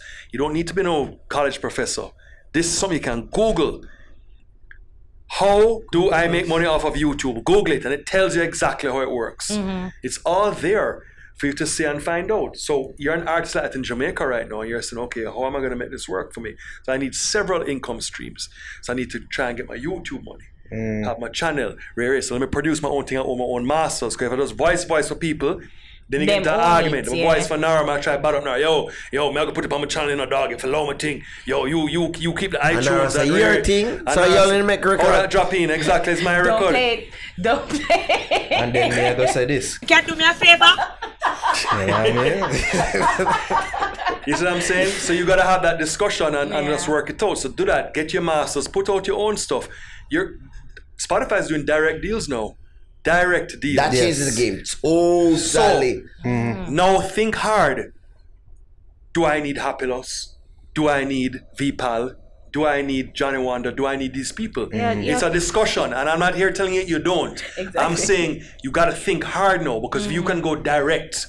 So Spotify now is They're just rolling it out. They have a test program where they're going to roll it out and offer direct deals. So that means that they're the ones that are going to be responsible for distributing and like Spotify went and bought 15% of a company called DistroKid. So DistroKid does everybody else. So you sign with Spotify, then DistroKid, who you can sign with now anyway, will put it to Apple Music, Amazon, Google, Ray, Tidal, all these other places too. One-stop shop. Go one place, you have your Spotify artist page, you come every month to get your accounting. And remember, all of these things are on one internet anyway, not the Jamaican. Exactly. One the internet. same one. You see what I'm saying? You see why you're laughing? Because you know it's real. Gosh. And then We're not privileged, and we're not here saying that. That's where we are the guys that. you guys, is privilege enough understanding. I'm just saying, because we have no extra information than the average person who has internet. We have the only thing you could even argue about is say, yeah, we get sound scan. I got a strange question the other day. Somebody asked me, they say, I'm with this label, and I gave them the record to put out, but then there's this other label in the UK, and I was wondering if I should give it to them too, and them can do like the UK part of iTunes, and this one can do the American part. And I was like, this one place though. The UK part, I think. Well, that's what they're not getting, because the old system. Let's refresh your memory for the old system quick. Yeah. The old system was producer make record, artist voice. I call England, UK, I get a record to Green Sleeves or Jetstar Records. Physically, FedEx, I that tape to them. They press records, press CDs, they sell it. Sign the agreement, it says for distribution in the United Kingdom. I call VP them, send the stuff to New York, same thing. Sign the agreement, distribution. I go down Sonic Sounds or Dynamic Sounds or wherever to do my 45 them, sign the paper for Caribbean. So I have three streams. US, UK, Caribbean. 45 them, CD licensing, reggae gold, raga, whatever. And I'm seeing the money coming. When that system mash up, so VPs buys out Green Sleeves, they consolidate. That's done. Sonic Dynamic shut down. They weren't interested in the digital age. They're like, screw it, done. Right? Digital people jump into the game. So here comes, as I said, the Jahnya and the Zojak and all these guys, Happy Loss and whatever. They jump up and say, hey, digital distribution, we can do it for you. You want your stuff on all platforms? Come to us. Put it up on all platforms. Sounds like a great deal. Everybody's doing this now. It's the same place where it's all going. It's not England. There's one iTunes. There's one Spotify. There's one Amazon. There's one Napster. On one internet. On one internet. Wow. So you can't give the record to this distributor. Like in the past. Maybe 7 for the 7 continents. You can't give them the record and say, okay, you deal with this and then you deal with that. It doesn't work that way. If you're signed to a record label, for example, then you're putting out records through that label. If you record songs for other people and they're going through other distributors, then they have to get a waiver to put out a record. When Sean was on Atlantic, first of all, Sean was never on Atlantic. He was on VP all the time. VP had a distribution deal with Atlantic Records. Okay. He was signed to VP Records. Yes? When we do records for the core and Sean would voice for producers locally, we would have to get a waiver from Atlantic to allow them to release their records on the 45 or to do the Green Sleeves or whichever thing that they wanted to do. Basically telling Atlantic, like, listen, I know he's signed to you, but we have to do these core records to keep his thing working. We can't just sit down and make records like foreign arts and like one single and sit on a video and then wait 3 months. No, we got to put out records like this. So those labels will get a waiver. Atlantic is saying to you, go ahead, you have our permission to put out that record. However, there's restrictions to it. You can put it out as part of your compilation or your juggling. You can't put it out as a single. You can't relicense it to another third-party license. Like you can't take the record and then give it to the guy that's doing dancehall hits, whatever, in Japan, and then go license it back. No. So you have restrictions to what you're doing. So you have to get a waiver. If the records became big records, the understanding was that when the record reaches a certain platform, we have the right to get back the record for our usage. So they put it out, dancehall guy does this thing, then it's like, oh, it's big, we want it for the album, thanks, we need it back. They sign it over, they do it. System to work. You understand? So even now, when people are operating, I did a juggling a year ago. I did, Chris Martin was on it, I put it out through Happilus. I had to get a waiver from VP to say, yeah, Happilus can go and run it. Got the time I want to try out Happilus distribution. Yeah. Oh, because you were with VP. Well, I'm never really with VP. I mean, Chris, sorry, that's what I mean. Yes, Chris Martin is signed to VP. Okay. Precise, good point. So his record now, Happilus has been like, yo, we need a waiver from VP to put this thing out. VP's like, yeah, sure, no problem. It's just juggling, or whatever. Chris Martin, our program is different. We're doing our albums. If we want back the song, we'll just take it back. You can go and run it. You understand what I'm saying? So you have to understand like how that system works. So any artist right now is the same thing if you're assigned to a label and you know that if you're assigned to this record label but you're doing songs for producers who might not necessarily work with that label, then they need to understand that, okay, these people are assigned. There's a long list of them which are assigned too. And assigned to the same VP records and like a lot of other places too as well. So it's not all this free system. But however, my point being is that it goes to the same place. It is one big internet. It all goes the same. Super highway. Nobody is not ripping off nobody. It is transparent. You see the numbers. That is very good. See that? Very good. Back in the day, you had the argument. Transparent? Yes. Back in the day, the argument was you're selling CDs. I don't really know what you're selling. You tell me what you sell, but you're selling things out your own shop. You're not putting them on the books. You're going to some fair. Yes, all kind of thing. You see this now? You can't. I guess what's not transparent is how these people in charge come up with these deals metrics. and contracts. Not really deals, but Why do you metrics even are care? determined like Why these you metrics. No, you're correct. This equal this. You're and how correct them because come with people that. have a problem with how YouTube calculates their thing. People that have a big Based on problem with it. ads, yeah, because it's Yes, based but on ads. they have a problem with it, and Spotify is in a lot of problem, especially with songwriters too. But I'm just like, oh, how are you guys really calculating your fee structure? Because Taylor Swift went to war with them based on that. Yeah, but at the beginning, Taylor Swift is not understanding that 1 million streams is not 1 million records. So that was the initial misunderstanding from everybody. Oh, this is ridiculous. 1 million streams, you give me $4,000. That's nonsense. Because when I sold 1 million records, I made $400,000. Therefore. So it's to try and get to where that is to understand. So you're right. The transparency on that side is murky at best. On the current side now, it's very simple. I can go on Spotify and I can see the plays. You can see them, you can count them, you can go back tomorrow and see them go up and go down. You know what it is. You can go on YouTube, you can see. You understand what is as much as the official channel or whatever. Well, you can do that too. You can manipulate. Personally, I don't even see why we should have a problem with the metric. Because first of all, in our little place, we don't have nothing to even quarrel about. But so far, we're gonna challenge and say it should be 15 streams instead of 10 streams that make an album. It should be this, that. I get that, but right now it's at 10. We could just work with that 10 until we can get it up to 15 and stop 20. jumping around. You're switching distributors constantly. Yo, Johnny a thief. Mago Hapilos a thief. Mago Zoja a thief. Mago. Nobody's. Nothing. Could check your own thing, man. Yeah. Nobody is stealing pennies. What are they stealing? Have you seen these numbers? I am, and I tell you, it's like you break my heart. What do you think they have time to steal? It's all even playing field. What is the difference is going to be 0.006. That is not even cents. Come here, Mary. Tell me, I say, what may I read? This is not even cents. Cents are 0.4. The difference is who does better marketing if marketing is involved. That would make you make a decision.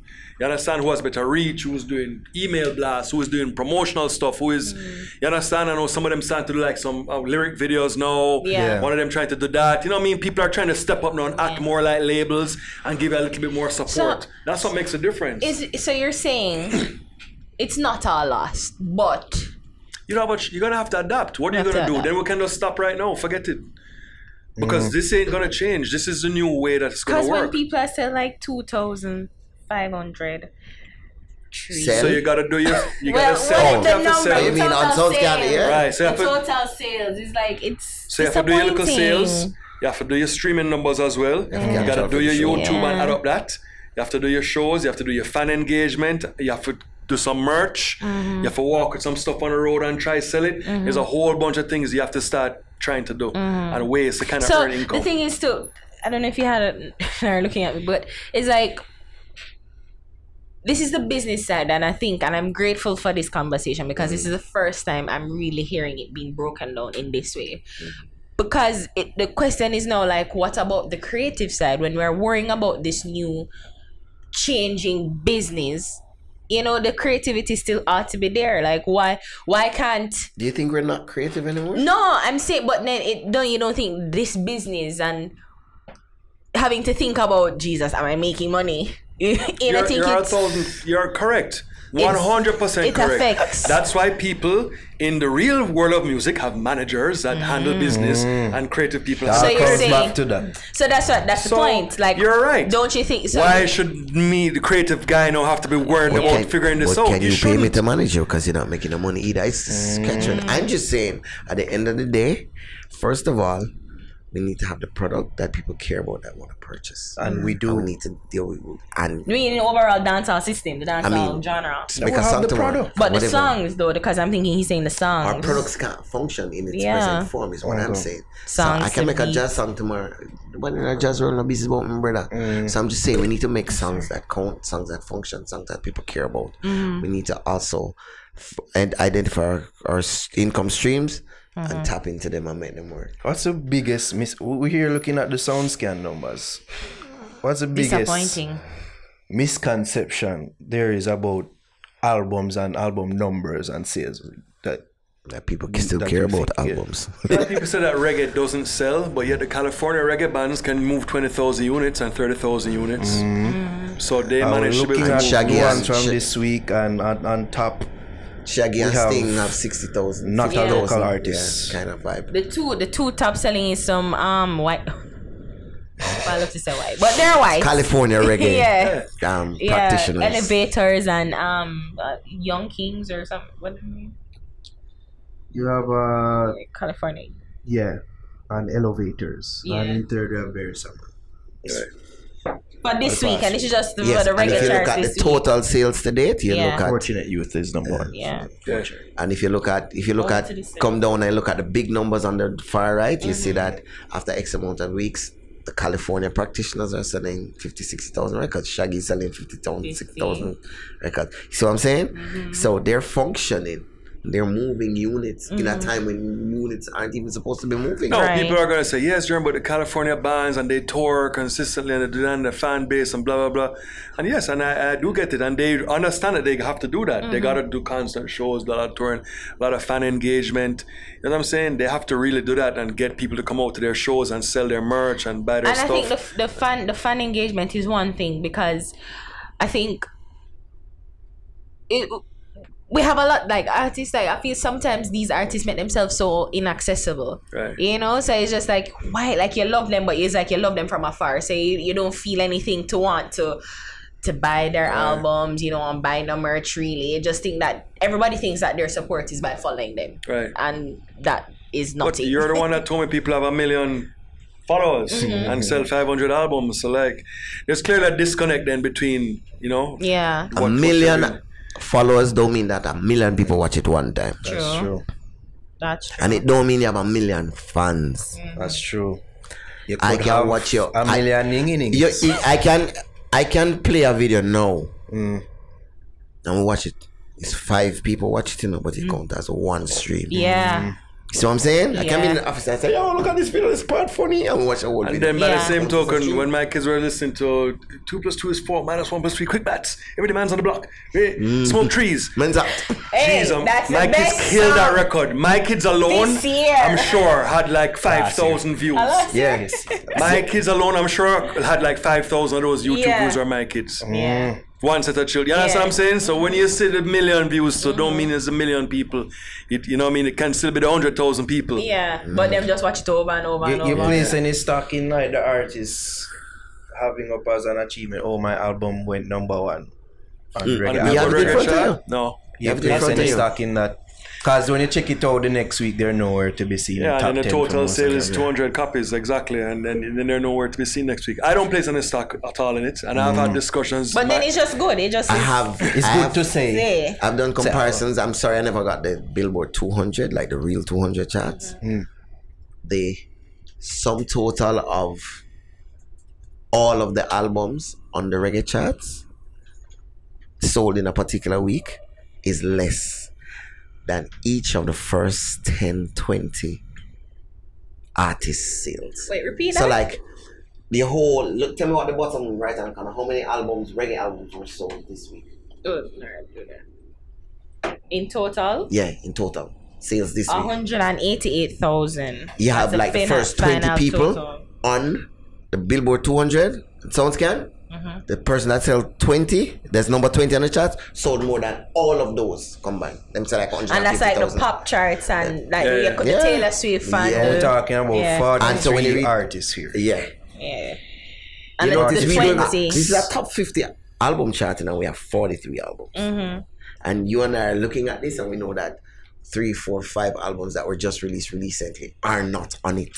Because before we start the conversation, you say, so what happened to this artist and this artist and this Yeah, artist? a lot of They albums just are never put out this sold year. enough.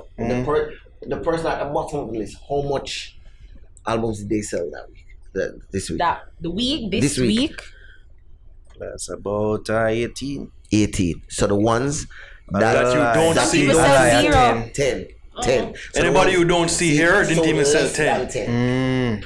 Anybody that put out a record recently, Jamaican artist recently, dancehall artist, That's not and you there. don't see them there, They sold less than 10 copies. records. So my Should point we call really. names? No. So No. to answer your question on Naro, to me, Spotify and streaming is where we should be focusing our attention Yep. on, and not the Billboard reggae chart.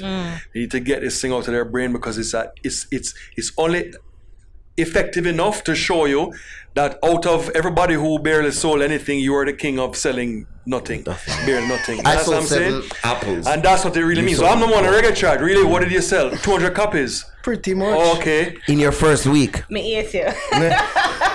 And more often than not, Remember- your total sales are going to remember, equate to like little over 1,000. Right. If so much, because remember, we had the songs being prepped and all the radio stations here playing them and saying, yo, you have to drop my album and all the interviews. Then we did an album launch. And we had everybody come Jamaica in, love the launch. artists. Everything is a launch. Everything's a launch. Ari got a new phone. She's having a launch. Hey. Launch a new She's phone. gonna launch a new phone. Right. And Hello, Naro. Ari's and new then phone launch. after that big you did journey. no, it's true. And then you went on Entertainment Report and you went on Win Fun. We And you thrive did on and you did hyperbole. all of those things. And then we sell 2 cups.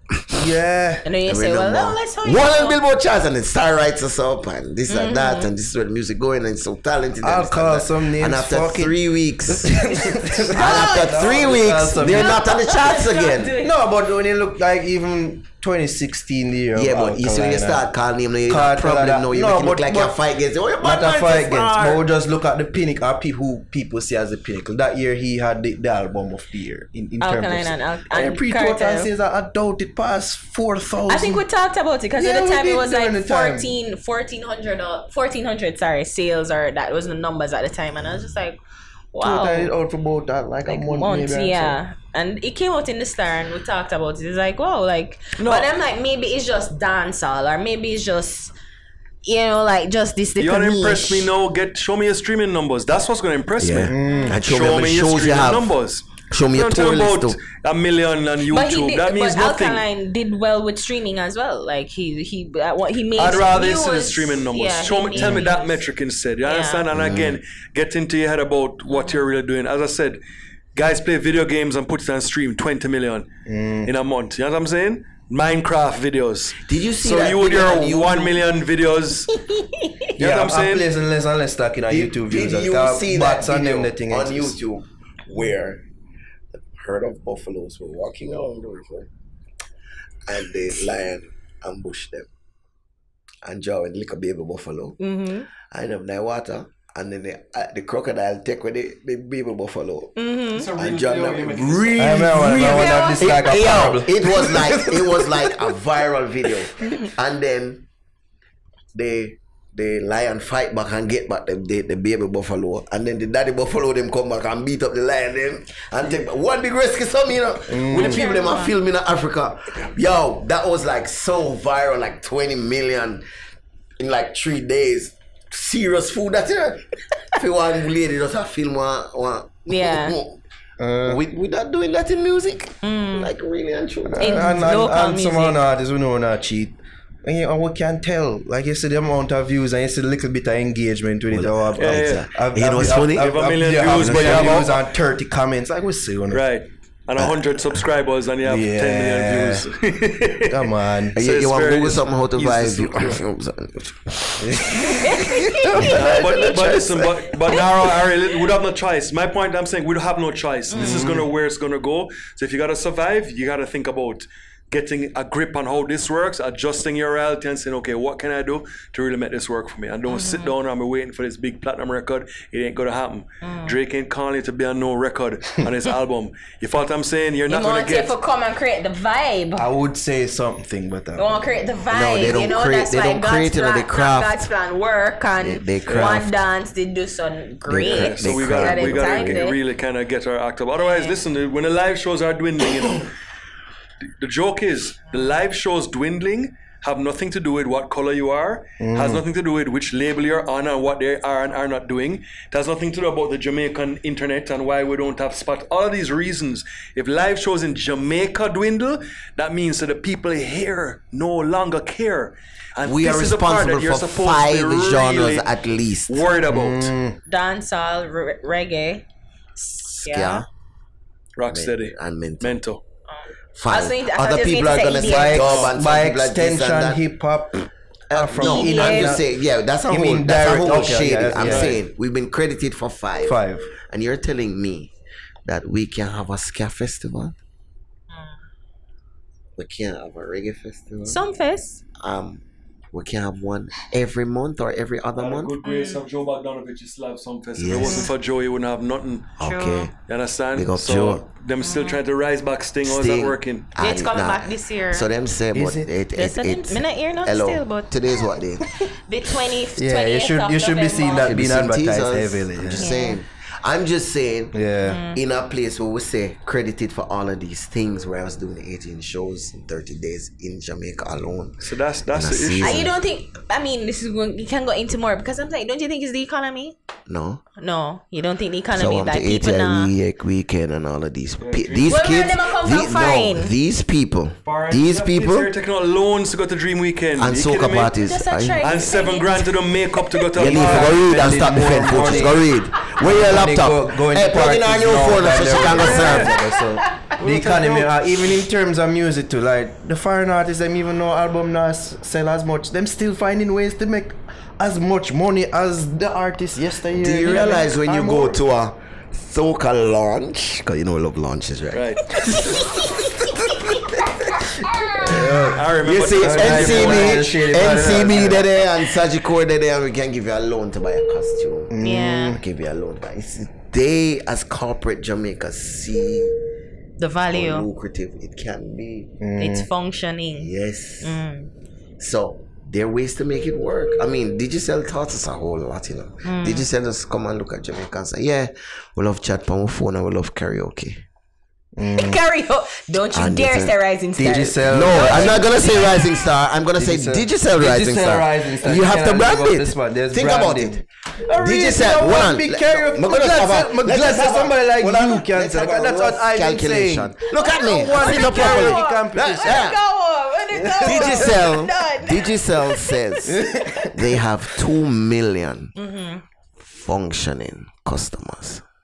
And what's the least amount of money it used to have your phone function for the day? Prepaid, postpaid, $200, $200. That's $400 million. Yeah. How much is that in a week? I can't do maths. but- $2.8 billion. Wow. So imagine over 3 months when I'm spending $25 on a vote. for fry egg to win rises. That's crazy money. We don't go corporate accounts yet, you know. We don't go all it. This crazy money being made off of the fact that we chat too much and we love sing. Today, when the brother leave out of media, I'm growing in a St. Elizabeth and him stop by like a corner shop. The first thing him buy is that credit? That's the third thing he buy. The first thing he buy a cash pot. Okay. Oh, this is the part that, yeah, go on. He's good at this one. This one is good. Oh, this is a sticky. Him buy cash pot. Him buy credit. Before even buy something for cook with the yam and the banana when him cut out time own ground provisions place for go and go eat. Him not go and bed and not credit. Suppose something happen to him, who am I go call? He not credit for call nobody. If I have not, please call me. These things that were luxuries are no necessities. So there's ways to make money. So what you're essentially saying that if people want to spend, they'll spend, no matter if them not the money. But you have to make it matter to them. They have to care about it. And that's not what we're doing. We're just saying. I ask people about Spotify accounts if they pay. I was in a guest lecture at the university last week, and this guy jumps up and he says, "Well, I pay for Spotify." I said, "For real, where's pay for Spotify?" I said, "How much you pay for Spotify a month?" He said, "Well, to be honest, I'm brother, I'm friend, a father, sister. pay for it still." But he has 6 accounts. I said, "Okay, whole class bus out of that." Then I said to him, "So 6 people at $15. Let's divide 15 into 6. That's $2.50. And multiply it by 126.77. It's $312. A girl just shout out, "I can't afford Spotify." And I say, "Hey, woman, you can't spend $312 for the month." She wicked, cause she spend it on our year nail. Hello. Money, she buy 2 party and a box shoes and more than that. You can't go forego the party them for one day. Alright, excuse me, I need to go hungry. I need to go hungry. That's what you're saying? I'm saying, no, what I'm saying is that you're not a super fan. Because super fans would do that. Yeah, that's true. You know what? Account, though, right? Yes. Pay for the Netflix account. And them are the quickest one for cusp on Instagram. Don't let me do. And that's not putting money in the artist. Let my artist alone. Yes. And they buy an Android box, right? And put Cody on it. Yes. So spend money on Android box and Cody and Netflix and these things. So we consume. We don't purchase. The rest of the world purchases, and they support their cultures and they support their lifestyle. Music is one simple thing, you know. It's a lifestyle. I'm selling you a lifestyle, and I spend all this money making this lifestyle cool so that you buy it. All of us have on t-shirt and jeans and polo shirt and slippers and thing. Why am I wearing Sean John?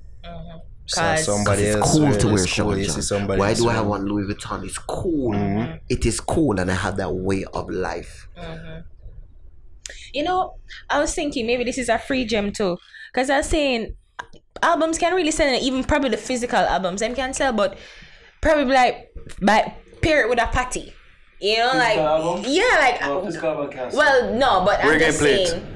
You have a laptop? Where's this? You have CD drive in CD there? players are becoming well, maybe not the CD. Okay, but I'm saying like they can sell, like you can pair it or stream it, whatever. This is not a gem. The foreign artists are doing it. You can do that. That's what I'm saying. Because if I was an artist, that's how I would do. Me with a right now, with you want KFC music? and Do you want music? Put a scan for on the cup, like $8 extra on my Sprint account. Okay, no, but that's not bad. Listen, so Ari's breaking it down. Do deal with KFC like just scan, right? And get a free and get a download, right? Yeah, so if it's so a big deal called, alright, I think it's like $625. That's what I know.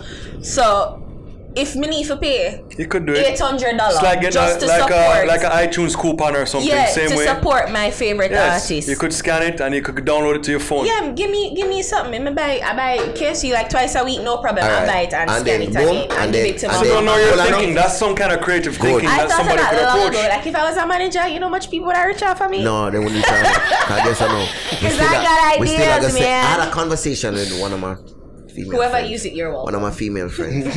It was a Justin Bieber song, and was on BlackBerry, and she sends out a blast. Does anybody have this particular Justin Bieber song? And I said, go buy the record. She said, me not spend my $100 on nobody album. I was like, come off of my phone. And she's like, you can't stay there. You know what $100 can do? And wait, and this is that. That's how we think here. But $100 really can do not much. Know. Yeah. And a Blackberry But I time, buy you the know. song. Blackberry time, you talk about, you know. There was a time, tell them about when you used to have the ringtones. Ringtone was a whole business. Yes. Nice. I'm just saying, it just keeps changing. When I was a kid, you know, there was an 8-track tape in my father's car. You push it in and most of it stick out and it play and thing. When me in high school before me say TDK, you know. I remember we used to do TDK. We used to burn and we used to copy till a man just screw out and take out the belly and give back the shell. Yeah. We've always had that culture. We don't want to pay for stuff. That's true. It's just That's true, especially with our culture. It's just scamming and trying to get around and feel like say, well, and we're hurting. there's no need for pay. We're hurting everything around us by doing, but we don't really care anymore. It's like you just throw the buckle out of your car. And then the joke is you see all of these, all of the scamming and all of the drugs and everything else, and people in the music industry who are trying to make you think that they're making money from the music industry. They're making money from illegal means. And then flossing like it's a music industry makes you money. Then a lot of people come and be like, oh, well, these guys are making off of music. I want to be in music too because I want to have that car and this house and blah, blah. But they don't know the real. Exactly. They don't know the real thing of what's really happening. You know what I'm saying? All the music industries have that. But at some point, all the other industries made it legitimate. Yeah. Tell them about the show prices. How that used to work. So, show prices now. You know, because of our geographical location, connect South America to North America and the rest of the world. So all of these drugs, this cocaine and this weed is coming up from South America. Stops here, transshipment point, fine. You have a little people them run there with them thing and move 100K of coke. That means I done for a particular area. Damn. But I have all this $500 million. I don't know how to legitimize it. So I wash it, I launder it. So I say, okay, send for fry dumpling man, red hot, tin foil, whatever. And because you come from my area, say I'm gonna give 20 grand. And I want the 5 grand, I want the 15 grand, I want the 30 grand and thing. US dollars, you know. Oh wow. And so I have spent $100,000 US dollars. Brooklyn, right? Yeah, or wherever. I've spent $100,000. I videotape it. I send out a whole bunch of free tickets, which is why we have this free ticket culture. Free ticket must I give it, right? And I send it to all my Garrison friends because I want a link, you know. So this one. And we all have $500,000. So we just want the show video to look good. 20,000 people in the venue. Videotape it and we say we just rise 409 for minus 100,000 from $500,000 anyways. And we just say that's what I made at the show. And I sold alcohol and I sold this. And that's been the culture. The difference is America used to do it, Europe used to do it, England used to do it, but then at some point they're like, this is a legitimate business. Let's legitimize because 20,000 people actually paid to come in and $100. We're looking at $2 million. Yeah. And we're looking at this and that and that. And then we said, okay, outside of laundering, I actually made a profit. So I take this profit and I launder some of this and I make it happen. And then we set up places where you have ticket outlets and you have this and you have booking agents and all of a sudden it's a functioning car. It's working.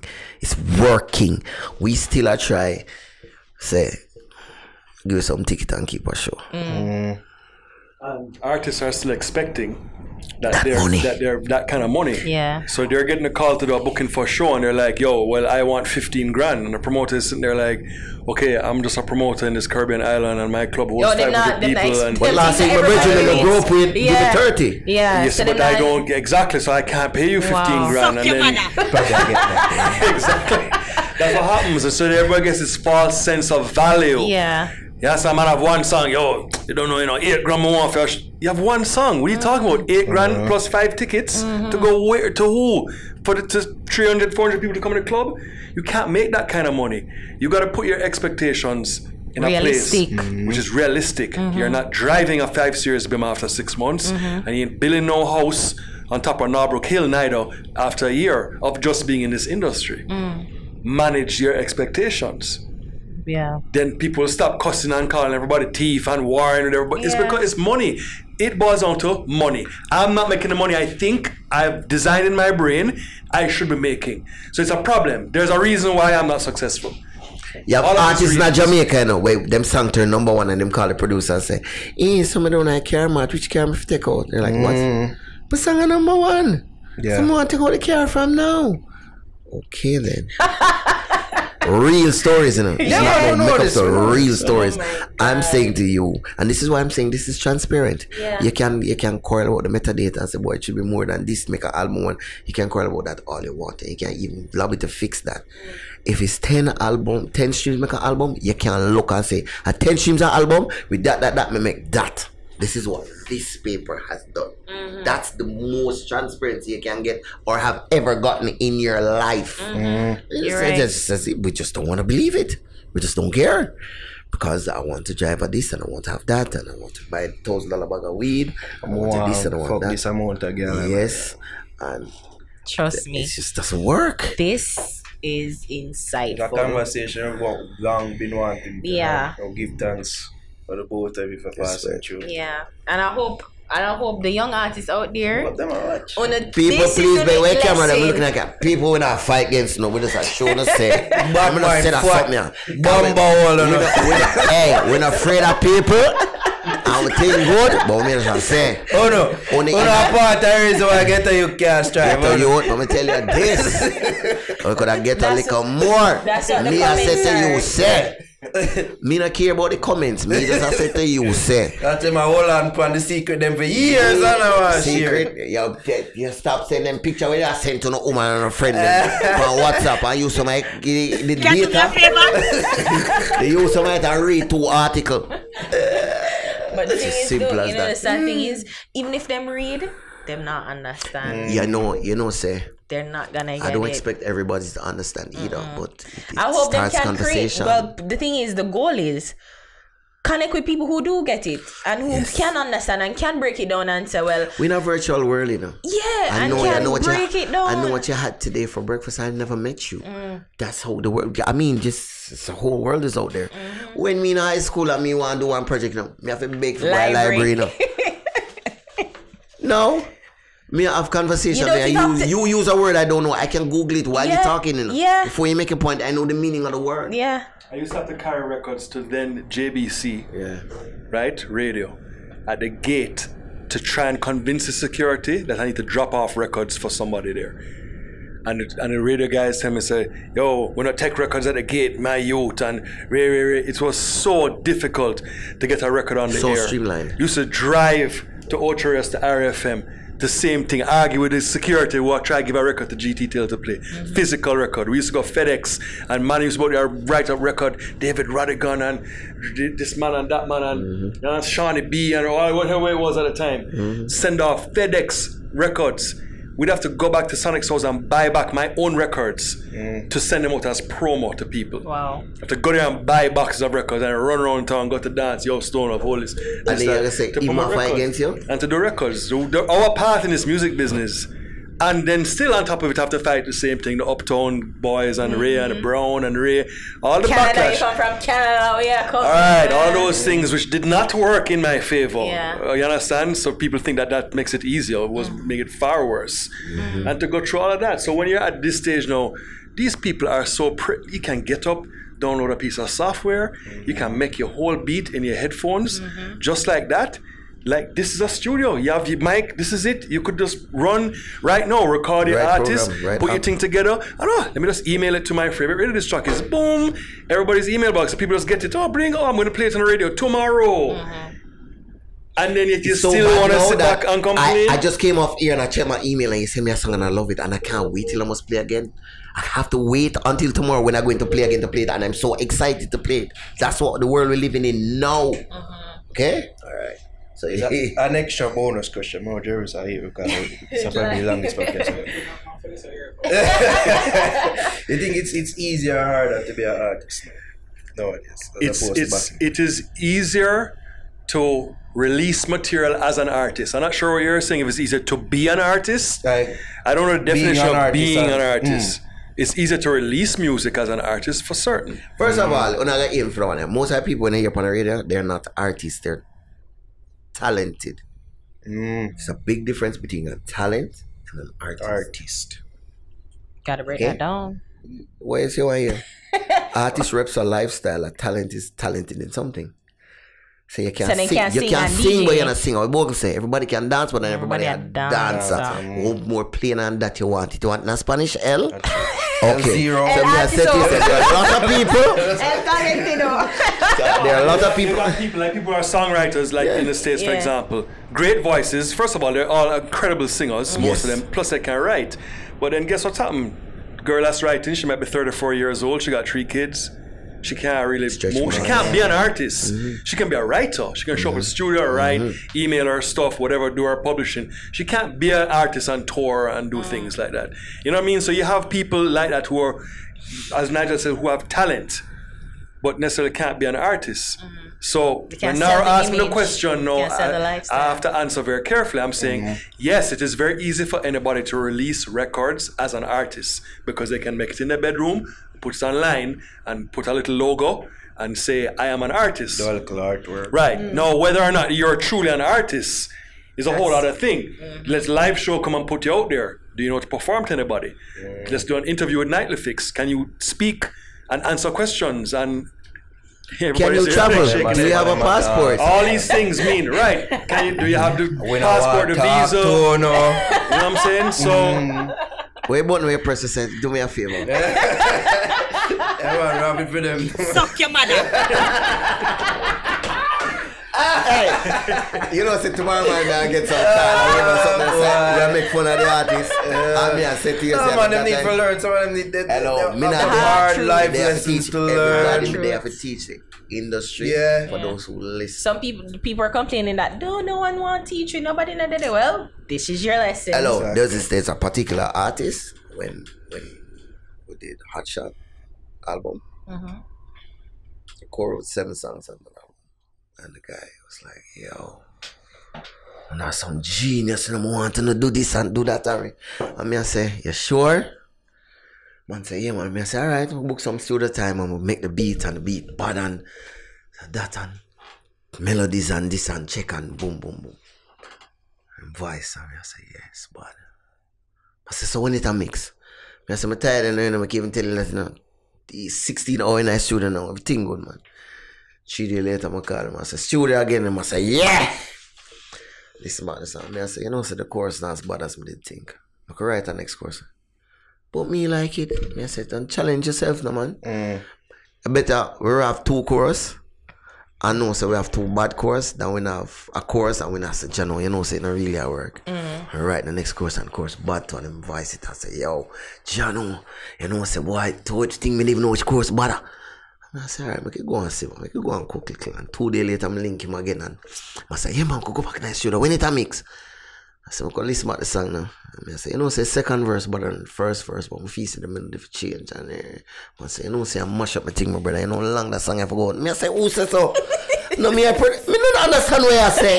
We are trying craft on record like how we did do the one where you say you're inspired for work with me. Yeah. You know, dog, you know, say you really a mash up my thing, dog. Yeah. Then I'll tell some, this jockey said the song so work. Me say, you, Yeah. oh, you produce a record. Some of them Yeah, because Oh, it's that shot one that note. You're not really ready to Immediacy. make the thing the right way. yeah. And that's why Sean and Shaggy, Diana King and all these artists, they work. Hey, when me I told Diana King, I have a big art for shut up, you know. Diana King done show and she said, yo, we can rehearse. Me I say, rehearse when? All you mad woman. She said, just, if you want half hour, me I say, hey girl, go to your bed. You hear that? Alright, I'm gonna go to my bed, but we can't do it like in the morning. Me say, hey, we're not waking up till half an hour before the bus is moving. You saw it? Can do me a favor? Me I said, that's the kind of work ethic. Me and Yeah. Sean apart. Me and Sean. We reach on Stephen about 6 o'clock in the morning. We reach there. Stephen in the studio. We just done the road, you know. When about 9:30, I say, yo, I cut it. The man them start one song, and when me sleep and wake up, the man them blackberry the song to me already, you know. And me I say, what is it? I say, when you gonna sleep, what this we making? Wow. And as him done that, him done with that, you know. Yeah. Something else, you know. Sometimes a day Sean not sleep, you know. Wow. Shaggy's a next idiot, you know. Him, Wow. we wrote 42 songs for Hot Shot album. Every song was written at least 3 times. At least. And only 14 made the album. At least. You understand what I'm saying? Yeah. That's the kind of work ethic that Perfection. works. And money don't want that song, yeah. Not They true. don't. Some of them they think they want it. Shabba They Ranks want it. voiced Ting-a-ling-a-ling 11 times. The complete song, like the From full start, song. The song make already, and I just for voice it. When him voice it like the 9th time, Steely, rest in the air, man. God. Steely say, yeah, this body, you know. And him did and him tweak and Steely have him make it thing and then he did and I must say, yo, what? And Steely starts, boy, I have a boy named Mark married the boy. So I said, give me again! Shabba, him all start the story and say he went there in a white t-shirt and it was black. And him done. Sweat? It was sweat and dirt and just the whole work and it was a black t-shirt. And when him done voice the 10th time, when my voice the 10th time, I'm going to play reggae dancehall. You see, cock up your foot. The man say, see them man. And then Steely say, you ready for voice? That now? Good? And the man say, yes. And I saw it voice the 11th time. Yeah. And them kind of levels there. And me, you know, want to do that something. Them want to do it today, and by evening, them want to drive a beamer. It don't work so. It don't work so. No. But Again, Nigel, Jeremy, give respect, thanks. sir. Blessing. For Thank you him. for having us. Thank you. Yeah, man. Big fans of the show. Yeah, Know what man. you guys Thanks are doing. again, man. Thank you. And just know that you're on the right path. We're here putting ourselves out as creatives. We make music for everyone else, not for ourselves. So we are open to criticism. If you are in this industry, you must be open to criticism. People are going to look at you. They're going to say things. Not everything you do, people are going to like, and that's how the world works. You know what I'm saying? Yeah. I think we need to get over ourselves a little bit, all of us, and just understand like that's how it's going to work. You know what I'm saying? You just have to accept that that's how it's going to work for everybody. And once again, where's Nigel? Looking at the camera, telling you it's not fighting. When we don't fight nobody, we are try bring the industry back to a place where it works for everybody. We're in transition. The world is in transition, and we can't afford to be left behind. We've always been cutting edge just by being us. And they've changed. They had to change the whole industry to have us at a disadvantage. We need to fix it. We need to fix it. Trust me. So this is supposed to help rather than hurt. I hope it does. It will hurt some it people does. regardless. Hey, are your friend for tell us your mouth thinking of? You didn't know? True. Hey, me and your partner, she say mouth, and me and your beat her. Yeah. True. And then when done beat them, I say, you know, say for Yeah, real, it's a still, real thing still, a real yeah. thing still, but It did a she this yo. She this, yeah. Yeah, man, she this yo. You get what me I say? Yeah. So, we just I said these things need to be fixed. And we have a next thing we need to say before we leave. This publishing thing and this, we're spending too much time crying over the old model. There's a new model that we didn't understand yet, master yet. That's something with them. Something they leave them something they alone. Them days they done. Nobody will move a platinum record like back in the day when you're spending $19.99 on a CD. Those days are done. Nobody has an ICOS number. Nobody buys them. Long distance, you're tiny. They don't even know I want. Alright. Nobody not in our say, yeah, I guess it. yeah, but I know what that I'm just saying, those days are done. Yeah. Nobody's vinyl. Nobody's done with that. Nobody's doing that anymore. We're not different. CDs are done. Same CDs are thing. done. True. When people on me CD like, oh, this CD, I'm like, sorry, Styles. We not studio and I'm gonna say, yo, give me a copy of that song. Yo, girl, WhatsApp gas it. station go. By me, I said, CD. you have a What's thumb up drive. with you? You don't have a phone. Exactly. Me no know. But we're still in that age and that stage. We need to move forward and we just be able to function. If we can't function, what we gonna do? Simple. Alright, Bust the Youth segment. Bust the Utes. Alright, where your song, where your artist? My artist name is Kemar Highcon because it's Highcon. Highcon, and it's so Saucy. So when me walk past, girl off the drop trust, and I meet them girl I end up. So me so clean, so saucy. You know my tees and my jeans so saucy. Every kick from my beat so saucy. Call me king in the streets, come saucy. Oh me so clean, so saucy. You know my tee and my jeans so saucy. Every kick from my beat so saucy. Call me king in the street, come saucy. Alright people, so that was Kemar, Highcon, So Saucy. Big up yourself, Kemar. Alright, my song now. Konshens put out a project out there. There's one song that stood out to me especially on the project when feature 3 young ladies. At them 3 young ladies I get the bus today. So I'm song called Slow Fast, a Konshens featuring Mink, Joe, Anna, and Jahnya. Here to people. Sexing me all night, don't give it up. Fuck me slow now, time to speed it up. Push my legs back, time to beat it up. Bite my lips, yeah, you're really rough. Sassy and perico. Pull my hair, I don't care, baby, that's the cheat code. Shoot your shot like free throws. Position on my knees for the illest deep. So that's a Konshens featuring Mink, Joe, Anna, and Jahnya. Alright. Jeremy Harding has a song. From an artist who we think is a priest. Joke. Naomi Cowan, big up yourself. Who's the artist though? So Naomi Cowan, and his song is called Take It Easy. I know she has a record called Paradise Plum, which she's promoting right now, but this is the one that I produced, which we're very excited about. You guys this is a rough mix. Just try to put something together quick just to get a little kind of preview, but I think she checks a lot of boxes as an artist. You understand? She interviews great. She's got great imagery, great photography. She's a good team around her. You know what I mean? Great voice. And she's like, you know, managing to kind of find that space where she can fit in music, as you said, not being, you know, a Rastafari artist and then coming from a, you know, Christian background, but still not afraid to kind of do, like, you know, mainstream music. Yeah. And so, but she's very talented and she's doing a lot of good work. And I hope there's some more work with her in the future. Naomi Cowan, Take It Easy. Take it easy. Your love is too sweet. Easy. You make me weak in these streets. Easy. I'm holding it in. I swear love won't leave me alone. Easy. Your love is too sweet. Easy. You make me weak in these streets. Easy. Boy, take it easy. Oh. That was Naomi Cowan, Take It Easy. People I didn't have a song. I'm Yes. sorry. You don't believe in about CD. See, No. fuck more. Where born there? You can do me a favor?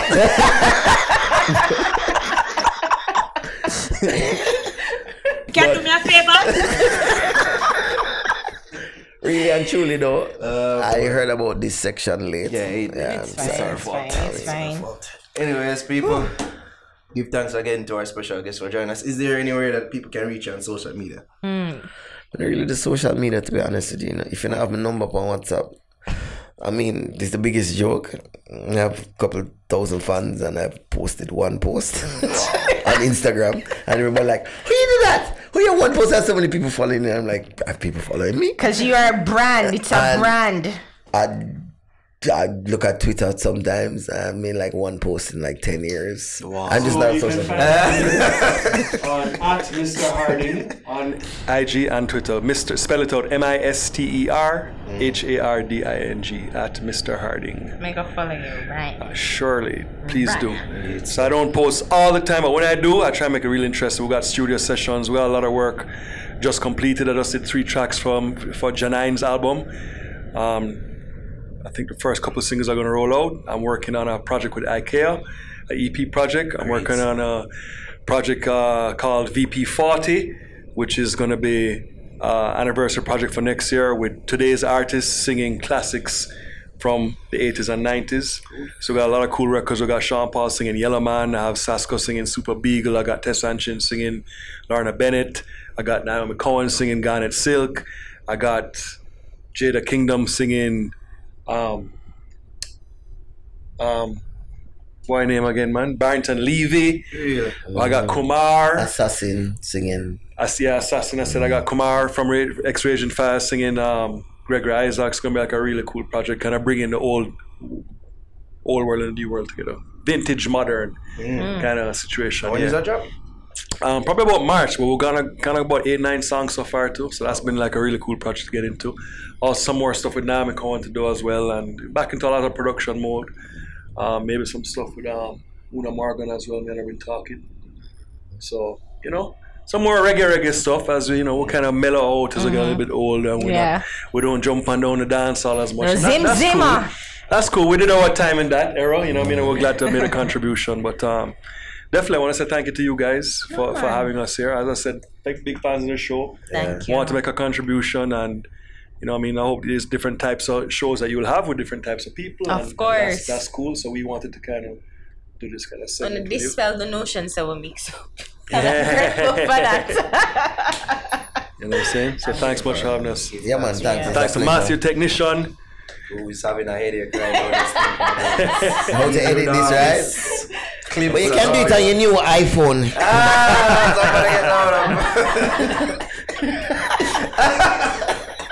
oh boy. Nice song. Anyways, people, you don't know, you can follow me EDOTNARO Instagram and on Twitter. You can follow you Aria, your new brand new iPhone. I know, right? ARIHAMMOND on Instagram. Remember, people, you can follow us Nightly Fix across all social media platforms at Nightly Fix, Instagram, and on Twitter. You can like us on Facebook, facebook.com/NightlyFix. And remember, subscribe to our YouTube channel, youtube.com/NightlyFix. We see the spikes. We give thanks to all people that have been subscribing. 79K reach, I'm a thing. How much is that? How much is that on calculator? Sorry. Subscriber.